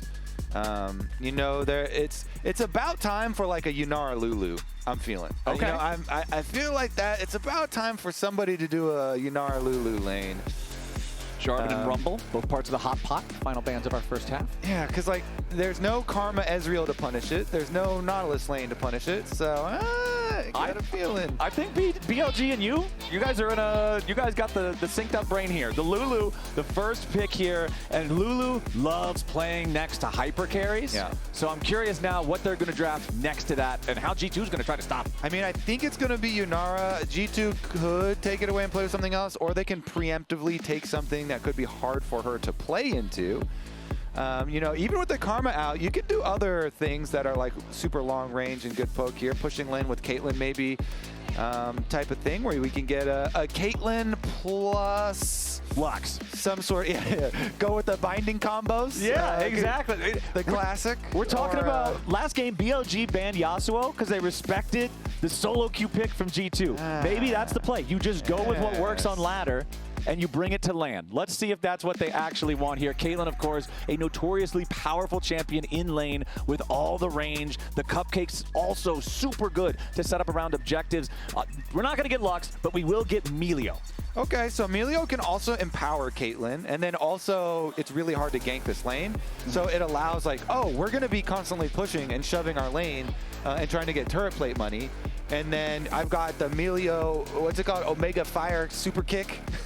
Ultra Mega Fire Kick. Yeah, Ultra Mega Fire Kick. I got you. That one took me a while when he first came out. It's annoying for people that try and gank you, but and he can also obviously buff up the Caitlyn. So that's their option into it. And there we go. We get the reveal flowers. Surprise, surprise. I can't believe it. They picked Yunara next to the Lulu. Yeah, kind of as expected, and it looks good. You know, expected for a reason. Okay, and we get the Renekton here. They're going to go ahead and once more, Kobe, I feel like this is just the strat for BLG, is you're always picking Bin's champ on 3. And then double ban, protection ban? Yeah, and then you're protection banning it. So if you're G2, do you want to just go for your top laner right here? Say, all right, we've got to pick what we want before they ban away what it's probably going to be. I'm very curious if they're going to try to do that because Bin has been such a massive factor. And yes, they will. Okay, we are going to get the buttered toast of top lane matchups, Renekton versus Cassante. Hey, you got butter on that toast? Hell yeah! Well, that's what it's gonna be, Renekton Cassante. So this time around, G2's gonna lock that top laner before BLG has anything else to say about the matchups. So bottom lane duos and top lanes drafted by both squads, which means mid and jungle are your ban targets here in the second half.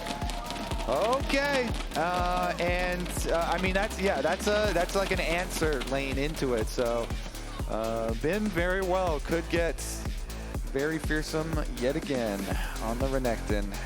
We'll see though. Okay, so looking at the rest of it, obviously jungle here, big priority because so much has been taken out. All of the really like tier 1 primo jungle picks out since Pantheon was also taken in the last game and Fearless, and so they're getting it even further down past the primo picks, the Nocturne ban, the Maokai ban for the big team fighting because they know G2 have been just on this. We are tanky, we are frontline, we are team fight, we are going to stack dragons. So they take that Maokai out. I think that's a good ban here, identifying what G2 have been going for in this series from BLG, so nice removal there as well. Meanwhile, on the other side, what else are G2 worried about besides the darkness here that could allow some... Oh, yeah, the Shun special, baby. Yep. Shun is a kindred player, and so they want to take that out as well. It's just some of the specialty carries.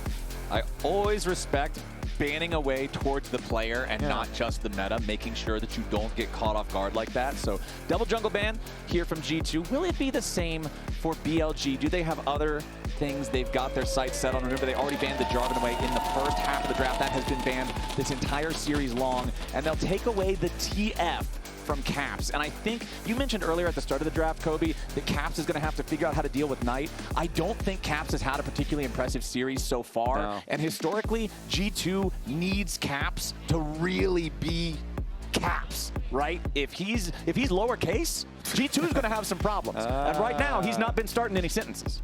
So Broken Blade capitalizes Broken and Blade. Skewmond has capitalized Skew and Demond. Hansama obviously double capitals there too. So maybe Caps need to capitalize the S or something also. Yeah, the C and the S. Yeah, go back to when you had like the P capitalized. Yeah, like, I remember that was like a controversy. Yeah, Bring that back. Bring that back. Need 2 capital letters here. Quick name change. Okay, we'll get that one put into the client. Just pay your 1,000 RP or whatever it is it costs.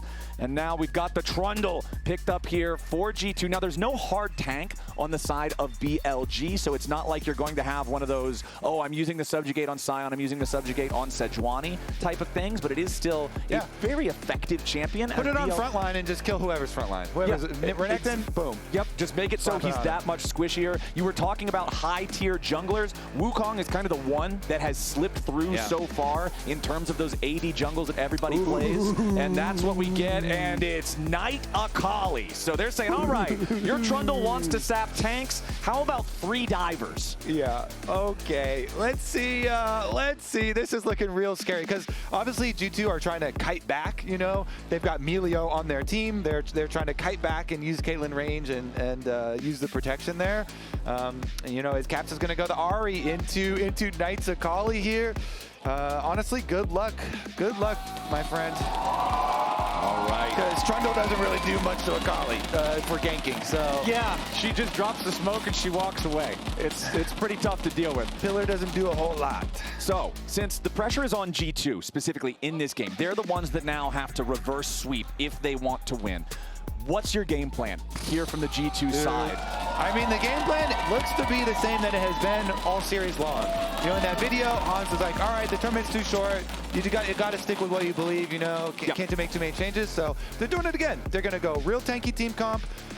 You know, they're going to try and fight some dragons, stack some dragons. They have Caitlyn, so Caitlyn's good for dragon fights. You always stack your trap line and hope that you can kind of take away some of the angles that your opponents can flank you from. You know, usually like a trap line on a ramp or something like that to remove 1 point of entry, because as you said, an Akali and a Wukong, that is very scary dive to deal with for the Caitlyn, even if you have a Melio next to you trying to peel. And so, you know, they want to get those dragons early, put up their trap lines, get their tanky Trundle and Cassante in front, and try and do it that way. And then obviously it would also really help if, you know, they could like make picks with Ahri or something like that. But that's also kind of reaching, kind of dreaming.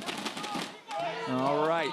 Game number 3, do or die for G2. They've got the Melio, a champion we don't see a ton of, I feel like. Remember at the top of the day, we heard from Hans. He's saying, yeah, we still got plenty of champions that we haven't pulled out yet. I feel like when you've still got plenty of meta stuff left, like Ahri's and Trundles and Cassantes, you're probably not going to reach into the wacky bag of tricks. So if G2 can keep this one going on a little bit longer, I am truly curious on what they're going to try to pull out. But to get there, they've still got to beat BLG, and they haven't been able to do it thus far in the first 2 games. Well, Caps just got a bunch of free damage on the walking back to lane here against Knight, so that's a really good start for him in the lane. Got 2 Foxfires and several autos as well as they're getting the lane. See how much that actually hurts Knight's attempts to CS. Oh, but look at Skewmond. He's going to flash over the Dragon Pit wall. He only took his blue, and now he's doing the invade that his opponents cannot see to steal away the red buff. I love this creativity back at level 2. And Flowers, it's also covered with the ward on their red. So G2 came into game 3 with a big plan for the early game. All right, remember, live now, Act 2 Battle Pass Bundle. You can purchase this to unlock the Prestige Requiem Sona skin and Chroma. Tell them LoL Esports sent you, so they give us more money to make more cool tournaments. Hell yeah. Now, Knight stuck underneath the turret. He's still farming up just fine, but that early damage at level 1, like you said, just makes it that much easier for Caps to have priority in the range versus melee matchup. Hansama forced to flash in the 2v2 bottom lane. The Caitlyn under the early pressure from the Yunara Lulu. It is under the early pressure. However, remember this whole early game plan from G2 is sent to split the map. So Trundle on their side behind them maybe they could even the flashes at the least. Ooh, LeBron takes a ton of damage there. Cozy Campfire keep him alive, but it's first blood to On. Skewmon merely walks through. He's attending the funeral of his support and nothing more. And Viper gets another one. It's G2 blood splattered all over the bottom lane. It's a disaster. You can say that again, Flowers. It's a disaster! Now Skewmon as well. Shun's tanking up the turret. He flashes away and he won't even die in return. G2's hopes, their dreams, their chances have all but crashed and burned 2 minutes and 45 seconds into game 3. One more time, Flowers. It's a disaster. Holy, their whole early game plan built around the pushing Caitlyn, Trundle flashing over, splitting the jungle, counter jungling, coming from behind them, and okay, Caps flashing to the that side is here. flash still, so. I mean, honestly, I feel like if you're Knight, you're happy with that. You got Ahri flash, and you're not in danger. You did, and Ahri got your E. And some, minions, minions died to the tower, but oh my god, they just did so much work before the Trundle got here. On and Viper had already blown Hansama's flash, so not only does On flash in and kill the Milio, but Viper can get the kill onto Hansama also. And Shun is here. Hey, you stole my jungle, buddy. Pay up! You're not getting out of here for free. Polymorph under tower. No damage returned. Yeah, okay. You know what that was? That's all calculated. He takes your buff first, just so you get a longer timer on your buff when you beat him in the head with a stick and take it back afterwards. BLG up 1,500 gold after that bot lane sequence. And remember, the past couple of games, it has been G2's bottom lane that's been their point of power while the games are close. It has been Hans and LeBron. What's up, buddy? Being the ones trying to keep them competitive, but now Viper and On have this advantage. Hansama's down to 300 HP. The Caitlyn, the lane bully, has been kicked out of the playground. He got like beat up on the playground before he got kicked out. It's like, you know, On and Viper. Wait a second. They just put him in jungle gym jail, man. They're gonna dive here. Scumondo's here. Oh, but Shun is coming down, and Viper hasn't gone all the way back. Oh. On just having a little supportal combat here with LeBron.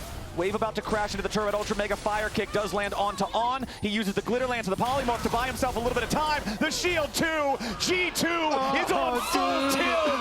It is so far gone. 2,500 gold lead. They feel so desperate to make something happen after the early disaster, and now the forced plays are resulting in even more damage. Knight goes in and he gets a solo kill. BLG are up 6-0 5 minutes into the game. Flowers, you said Hans got kicked off of the playground, but BLG are the bullies here. Why is Hans getting kicked off the playground? That is messed up, man. Yeah. We got to shut this off. BLG runs the school. I'm sorry. They do. They run this school called Summoner's Rift. Oh, my goodness. Can we actually show the rest of this game? Is that allowed? Like this series? I think if somebody refreshes it at this point, it'll probably give you that 18+ warning, because this is some ultra violence that we are seeing from BLG with a 3,000 gold lead. 6 minutes into the game. This Viper's got such a massive lead on the Yunara, nearly 1,000 gold. Hans has a Doran's Blade and 2 longswords versus full Berserker Greaves and Rectrix for Viper.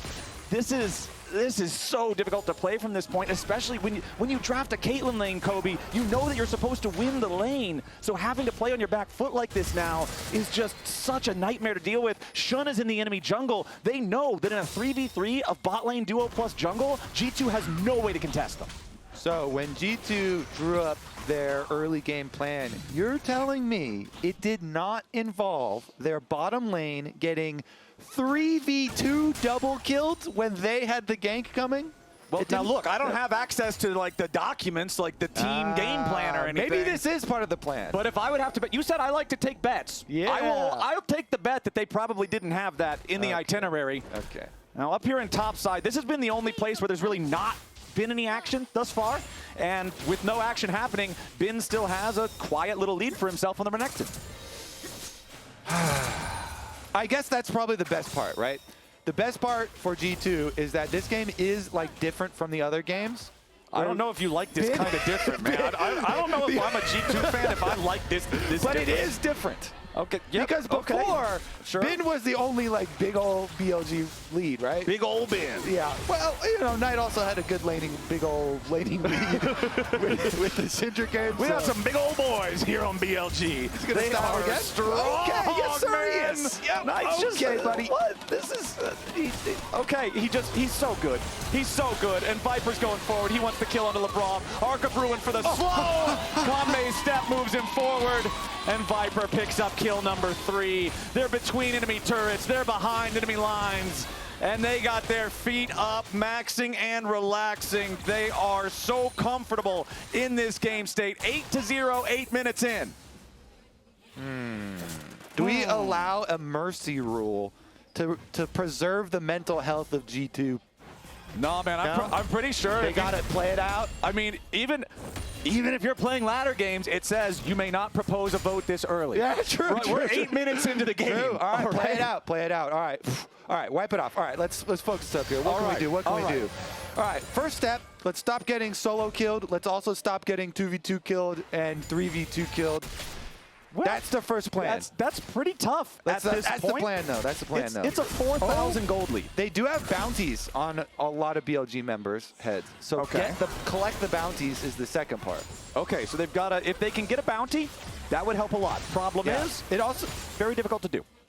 It is difficult, but you know what they say, Flowers? What do they say? You got to try and do hard stuff in your life, or else you're not going to get anywhere. So set some difficult goals for yourself, and even if you fail, you got to keep trying.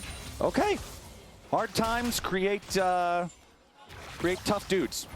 So G2, they got some tough dudes in the making here, because these are certainly hard times. Hard Certainly times are hard upon times. them. Hard times are upon them in the bot lane. And Shun is coming down to grab the Scuttle Crab, and On might even want to take your Gromp. Hey, buddy, maybe I could glitter lance this thing. Well, they at least have the ward on it, so they know exactly where Skewmond is and what he's doing. The Crab goes over to Shun. BLG still just chilling for now. It's still only 8 kills. We're now 9.5 minutes into the game. Knight just so aggressive here on the Akali. Jumps back towards that Shuriken. As you can see, he's got his Hex Tech alternator as well as his Sorcerer's Shoes, so lots of damage here whenever the Akali wants to go in. He's also almost got his flashback as Hans Sama. The extra range on the Cozy Campfire. If this is an even lane, if this is a normal game state, Caitlyn with Cozy Campfire has so much range, it can become so oppressive if you're stuck under your turret against this. But this is not a normal game state. Yeah, that's why, you know, Viper constantly is going in for these longer up-close trades, just jumping in, jumping past them, burning down Hans. You know, he stacks up his Q, he stacks up his lethal tempo. Shun is here again. The minions are cleared, though. Okay. Piltover Peacemaker did his job. Oh, God, we got the minions. Okay. Minions are out of the way. Dive can't happen, at least not yet. Shun is going to step up, clear away that control ward, pick up a little bit of extra money there. And now Hans and Lebrov know they cannot stay near this turret. They will 100% die against the 3v2 of BLG. Oh, boy. Okay, he's low enough on energy that I think he doesn't want to take it. Yeah. Okay. Finn. All right, we get a 1v1 up here on the top side. Dominus has not been used by the Crocodile here just yet. Ruthless Predator on Broken Blade just stops him. Now Kasante's gone all out, and Renekton is still ready to become that massive Crocodile. Skewmond is going to grab the grubs, and this is the first thing that G2 have found this. Oh, no. Got one, he got one. Okay, all right. He got Singular. Grub. Okay, G2 have found Grub. The G stands for Grub. Yeah. However, the 2 stands for what BLG is going to get. The 2 stands for 1. Yeah. The 2 stands for 1. The G stands for Grub. G2 is Grub 1. It's a very complex naming system. Yeah, you wouldn't understand. No, it's beyond me. Yeah, but Shun just takes the code over. He's like, you get your hands off those ugly grubs. Even though nobody really wants them, they're also still not yours. They're also still something on the map that I can take and I want. Get your give it to hands me. Lunch money now. Yeah. Grub money. Give me your lunch money and your dinner money, too. Oh, boy. Lebrov hit with a Cyclone. A little more damage from Shun. Might be able to finish him off. He jumps back in, gets the Wild Growth. Lebrov is still alive, though. G2. Hey, remember They goal keep- number 1? Not, stop dying. Stop dying. And they did stop dying. Lebrov stays alive, has to use both summoner spells and the ulti to do it. BLG putting pressure onto the tier 1 turret here at the same time. Shun versus Skewmon. Trundle's still an adept duelist, even if he is behind in the game. Damage onto on there from the Piltover Peacemaker. Skewmon will get a little bit of healing from the King's Tribute as he kills the Gromp. And that just means first turret is still standing barely in the bottom lane for G2. And Knight continues to maintain that control over the mid lane. Coinbase gold grind. There's a lot of gold getting grinded in this one, man. It's, I think G2 are getting grinded up into gold. Yeah, kind of. Yeah. It's like one of those fancy salt shakers at the restaurant where you turn the thing yourself. Exactly. It's like that, sort of. Oh, BLG, we can market some merchandise for them now. A BLG salt grinder? Pepper grinder. Yeah, okay, sure, I'd buy that. Grind them up. Have like a big picture. No, it's a salt and pepper grinder. One has Bin's face, one has Knight's face. Huh. Yeah. Well, Viper and On, bro. They've been grinding them up in bottom lane since the beginning. Yeah, well, then you get a couple of extra, like, smaller condiment shakers to go with that. Or, like, their grinder's even bigger. It's like a wood chipper. Well, how are you like going to have a wood chipper on the kitchen table, man? You're not, you know. Oh, you're going to smash the kitchen table, I guess. No, you put the kitchen table in the wood chipper. Okay. Now I'm picking up what you're putting down. Okay. Cool. Okay. All right, we're in Settled. business here. We're in business. Gold lead, about 4,500, 13.5 minutes into the game. Viper really putting the pressure on Caps, who does not use the Spirit Rush, knows he can get back to safety without expending the ultimate. 1 minute on our Rift Herald, 4 minutes until the next Drake, so those objective timers not quite as synced up this game as they were in previous games, but there's a lot about this game that's different from the 2 previous games, Kobe. Yeah. One thing that I think is going to be the same, though, is the end result. The team that destroys the Nexus. I think that is going to be the same. It's not over yet, but... Don't ever say it's over if I'm breathing. Yeah. Cassante is in the game. Also, where there is delusion, there is hope. Okay, really good quote. I would say if G2 wins this, it would be one of the greatest comebacks ever. Yeah, we should position that now. Okay, if G2 wins this, it will be one of the greatest comebacks in League of Legends. Cassante and then goes they go all out. Broken Blade looking for the 1v1 against Bin.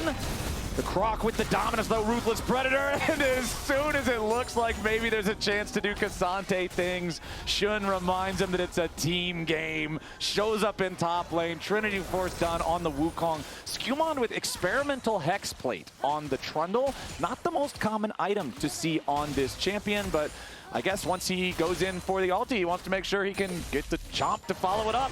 See how well it works. Speed troll.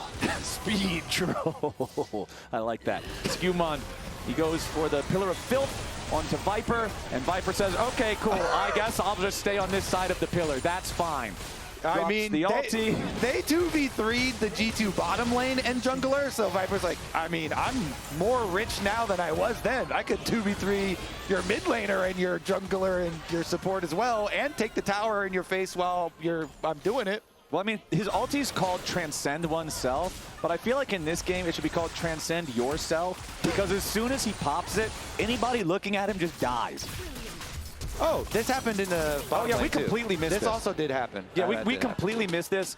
That's just exactly what you would expect to happen from Fed Akali with Gunblade and Tier 3 boots from Quest going up against Caitlyn that barely has Collector. All right, here's a difficult question, though, for chat. Who is your player of the game? Viper, On, or Knights, or even Shun? That's actually so tough. It's really hard to pick. Because I'm all for the bottom lane. Because whenever my bottom lane, if enemy jungler ganks you and you're double killing them, as a jungler, I'm like, you guys are both gods. So I guess the really difficult thing comes down which one are you giving it to, and then Knight is also like solo killing everybody, so I think could still go Knight. Currently On is my front runner because he was the Chad Lulu that started it off with the flash for the last I like that too. Yeah. Rob. I actually think he was not scared at all. Yeah. Honestly On. Yeah. You could cut steel with that Lulu's jawline. Hell yeah. Pure Chad behavior in the lane. As now Broken Blade's going to try to go in. Does find an angle here onto Viper, but Shun's into the back. Finds Cyclone onto 3. Broken Blade still going after Viper. Rampage for Knight. Viper getting away for now. But Broken Blade finally puts a kill on the board here for G2. as Shun might just get picked up. Shutdown goes over to Caps. Knight finishes off Broken Blade. And honestly, this might be a fight still favoring G2. Ultra Mega Fire Kick. G2 just got a 3 for 2 as Bin finally arrives to the fight. It was a 4v5, and that's what G2 needed to have a chance to make something happen. Knight and Bin still looking for more, but the Renekton can't get anything. G2, despite all odds, win the fight. It was all about creating bounties and then collecting them, Flowers. The long con. The bounties collected here. They got Viper, they got On, they got Shun. G2, they're still down 7,000 gold. Yes, it is a drop in the bucket, but hey, it was an empty bucket before. Yeah, true. And the bucket had holes in it too. The bucket was rusty, holes in it. Here we go though. Okay, so they try and make the play. They move up onto Viper, and Broken Blade is able to put so much pressure on him here. Even with the flash from Viper, he can finish it. On tries to flash over too to save him, but in the back line, he makes the kill. And that meant that the front line also got to do work there. Skumon with his experimental Hexblade beating them down, and Caps got to join in. He got the other shutdown. They get the kill onto Lulu on top of it, so G2 at the very least. We did say we set hard goals. Yup. They stopped dying a bunch. Well, they also still kept dying some, but... Oh boy, Bin down here in a 1v2 in the bottom lane. Caps chasing over the wall, has the Spirit Rush. Pillar of Filth for the slow. Ace in the hole, coming around. Bin shut down by Caps on the Ahri. Some sloppy moves from BLG, and G2 are ready to punish. That's the only way you can come back into this game. If BLG gets a little too wild, and you bring him back down to earth. It's still a 6,500 gold lead. It's still sole point for the BLG side. Shin goes in, but the Ultra Mega Fire Kick means he doesn't find exactly what he wants here just yet, but the Wild Growth means Caps is dead. Skumon wants to get away as Knight goes after Lavrov. He's dominating. 3 kills for G2, and it's just that tough, man. They're so far behind that even when they do find these picks, BLG just strikes right back and gets even more, right back up to an 8K gold lead. Hans is just trying to stay alive. Meanwhile, where's the Herald going? Okay, it's going up to the top side. Viper's just going to kill the turret normally here in Tier 3 mid. Tier 2 up in the top lane dies. Viper is just farming plates. Hans is moving back towards him. It's time for another Herald crash. Okay, BLG took offense to the fact that G2 punished their earlier happy gaming, and now BLG are up to nearly a 5-digit gold lead. And Knight has 18 stacks on his Medjai's Soul Stealer. Yeah, it's a big book. The Knight Classic. It's like one of those books you'd see like behind a lawyer in a commercial on the bookshelf. Really big. And Knight has written all the rules of Summoner's Rift in that book. Yes, he has. Meanwhile, Bin in the side lane over there did get picked off to kind of start out the chain of events that we saw. But then, you know, that kill gave G2 the hope, and they wrap around to mid lane. But Shun says, you know what, Knight, or excuse me, Caps, you just used your Ahri ultimate to kill off Bin, so you don't have it to get away from my blender. The BLG blender that goes along with the pepper grinder. Kitchen set. We got an entire. We can put an infomercial together for this. Yeah. I'll tell you what. That could be a really popular item.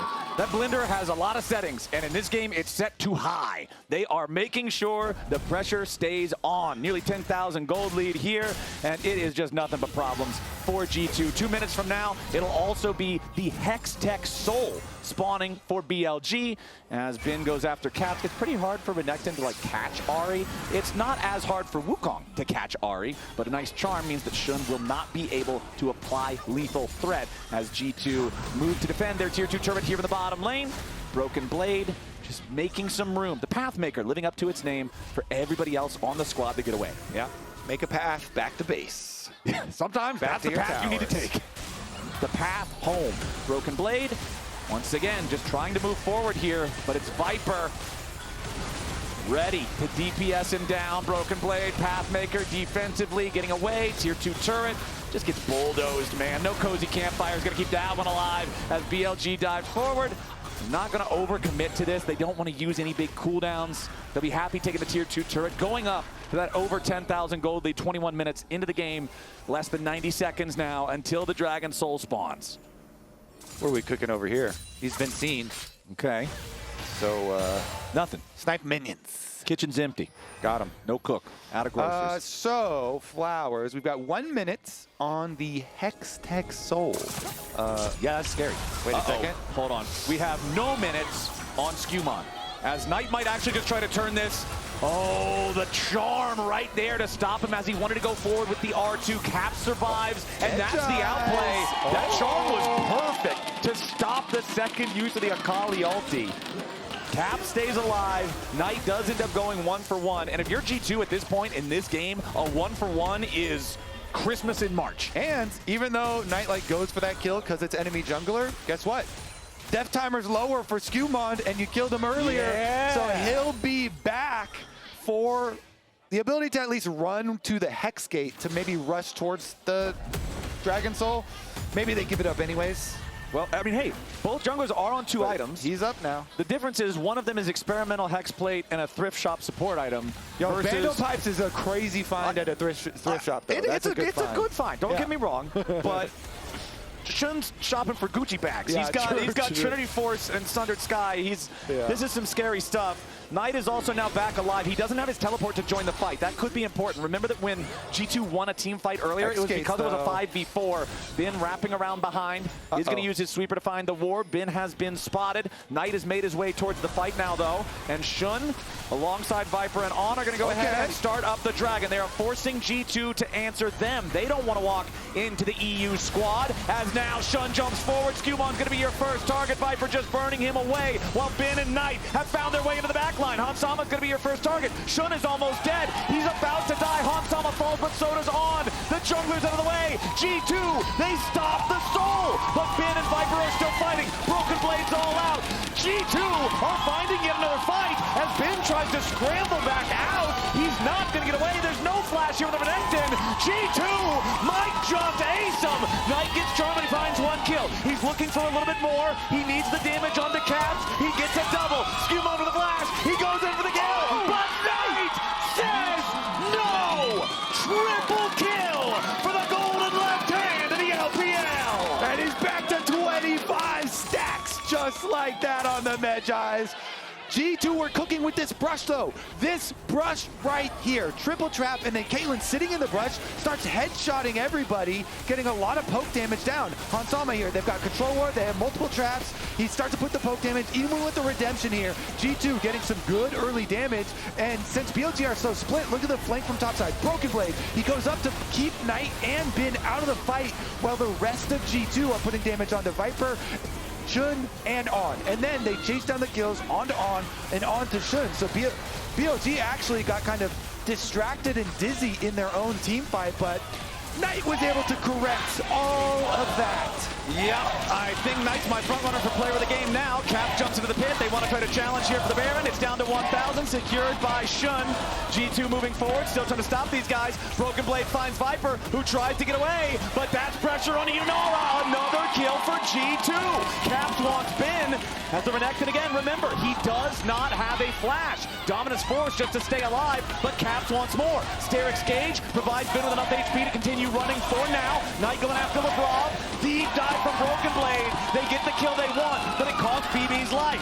Knight is still prowling, looking for the opportunity to find something else. It's a Baron for BLG, but they lose 2 in the process for the 1 from G2. G2 here, even despite this 9,000 gold difference, they're finding some fights for themselves. The Baron is taken by BLG, but Baron was nerfed on this season, so it doesn't give as much gold for your squad. And G2, wait a second, Skewmon should be fine. He's fairly tanky here. I mean, the critical one was really the dragon fight where they denied the dragon soul. Yeah. That brush that they just posted up in and were able to get the dragon soul denier was big for G2's hopes of accomplishing this huge comeback that this game would be if they could do it. Still, though, BLG, you know, that Knight has 25 stacks on his Medjais, and it's amplified by a Rabadon's death cap. So, like, this Akali, it does crazy burst damage. And has to be respected. So BLG still very much in an amazing spot, but our like tantalizing story we were joking about earlier, you know, got a little bit closer of possible angles for G2. The win percentage is no longer a fraction of a percent, right? It's actually like a 1. Yeah, they're cooking, you know, maybe Some more crit multipliers here. Get another little bit of crit items for Hansama, and you know, hopefully some more headshots. That's a very that graph is practically a blue rectangle. It's a lot blue wall, of blue. maybe. Nah, wrong team. They beat them 3-2. Yeah, G2 beat them 3-2, but now BLG. Yeah, maybe that's what this is. Maybe this is KC's revenge. This is BLG. Yeah. Maybe that's BLG's buddies. I don't know. But we got 1 minute and 15 seconds until the next dragon spawns. You just said it was the Hextech Soul Stop that really was the biggest deal for G2, and now it's time to do it again. It's time to pay the piper. And Skewmond, well, technically he's the piper because he has the Vandal He's pipes. got the back. Yeah, he's got the Vandal pipe. Yeah, he's gonna take the Gromp. He'll go ahead and walk away there. Shun wants to kill that ward, as third and Tofo Strike does not find the knockback onto Viper's Yunara. And we'll see G2 have to move forward as a unit if they want to stop BLG from taking the Drake. BLG, of course, does have priority over the bottom river area. They are there first. They can set up some vision. They can force G2 to check into them. And going back to what you were talking about in the draft, one of the advantages of Caitlyn, part of the character's power is being able to block off entrances towards objective fights. But you can only do that if you're the first ones there. And G2 just don't really have that luxury at this point in time. The bottom river is dark and full of terrors, and G2 do not want to see anything scary. Problem is, they're about to have to face those fears. Broken Blade, level 16 here on the Cassante. Third and Topher Strike only hits Shun. It's not really a target. It's going to give you a whole lot here at the start. Knight's back over in the mid lane. Scuttle Crab, focus for BLG. They'll secure that one. Keep your eyes on Knight. And this brush, look at this brush, dude. They're focusing it again. Triple trap with the control ward. Okay. G2 still on the approach. Bin taking a big chunk of damage, loses half HP to Caps' Ari here immediately at the very start of the fight. Skewmond still wants to try to contest here for this Drake. Immediately drops the subjugate. Flash coming out from Bin. He wants to try to kill Caps. He gets back away. Caps goes back into the Spirit Orb. Beautifully done. But Knight gets revenge. And now G2 is falling. Knight wants the second kill onto Lavrov as Shun goes after Skewmond. And Broken Blade's got to try to fight everybody else on the BLG roster. Triple kill for Knight. Zakali. Broken Blade trying to run. He wants to maybe turn it around. It's the only option he's got, but it's not good enough. Ace for Viper and BLG. They lose Bin, but they'll take everybody else. The bottom lane tier 3 turret will collapse. The mid lane one will do the same. And BLG are on their victory march. No one in G2 colors stands to stop them. And BLG will clean sweep G2 and be the first team at First Stand 2026 to pass the group stage.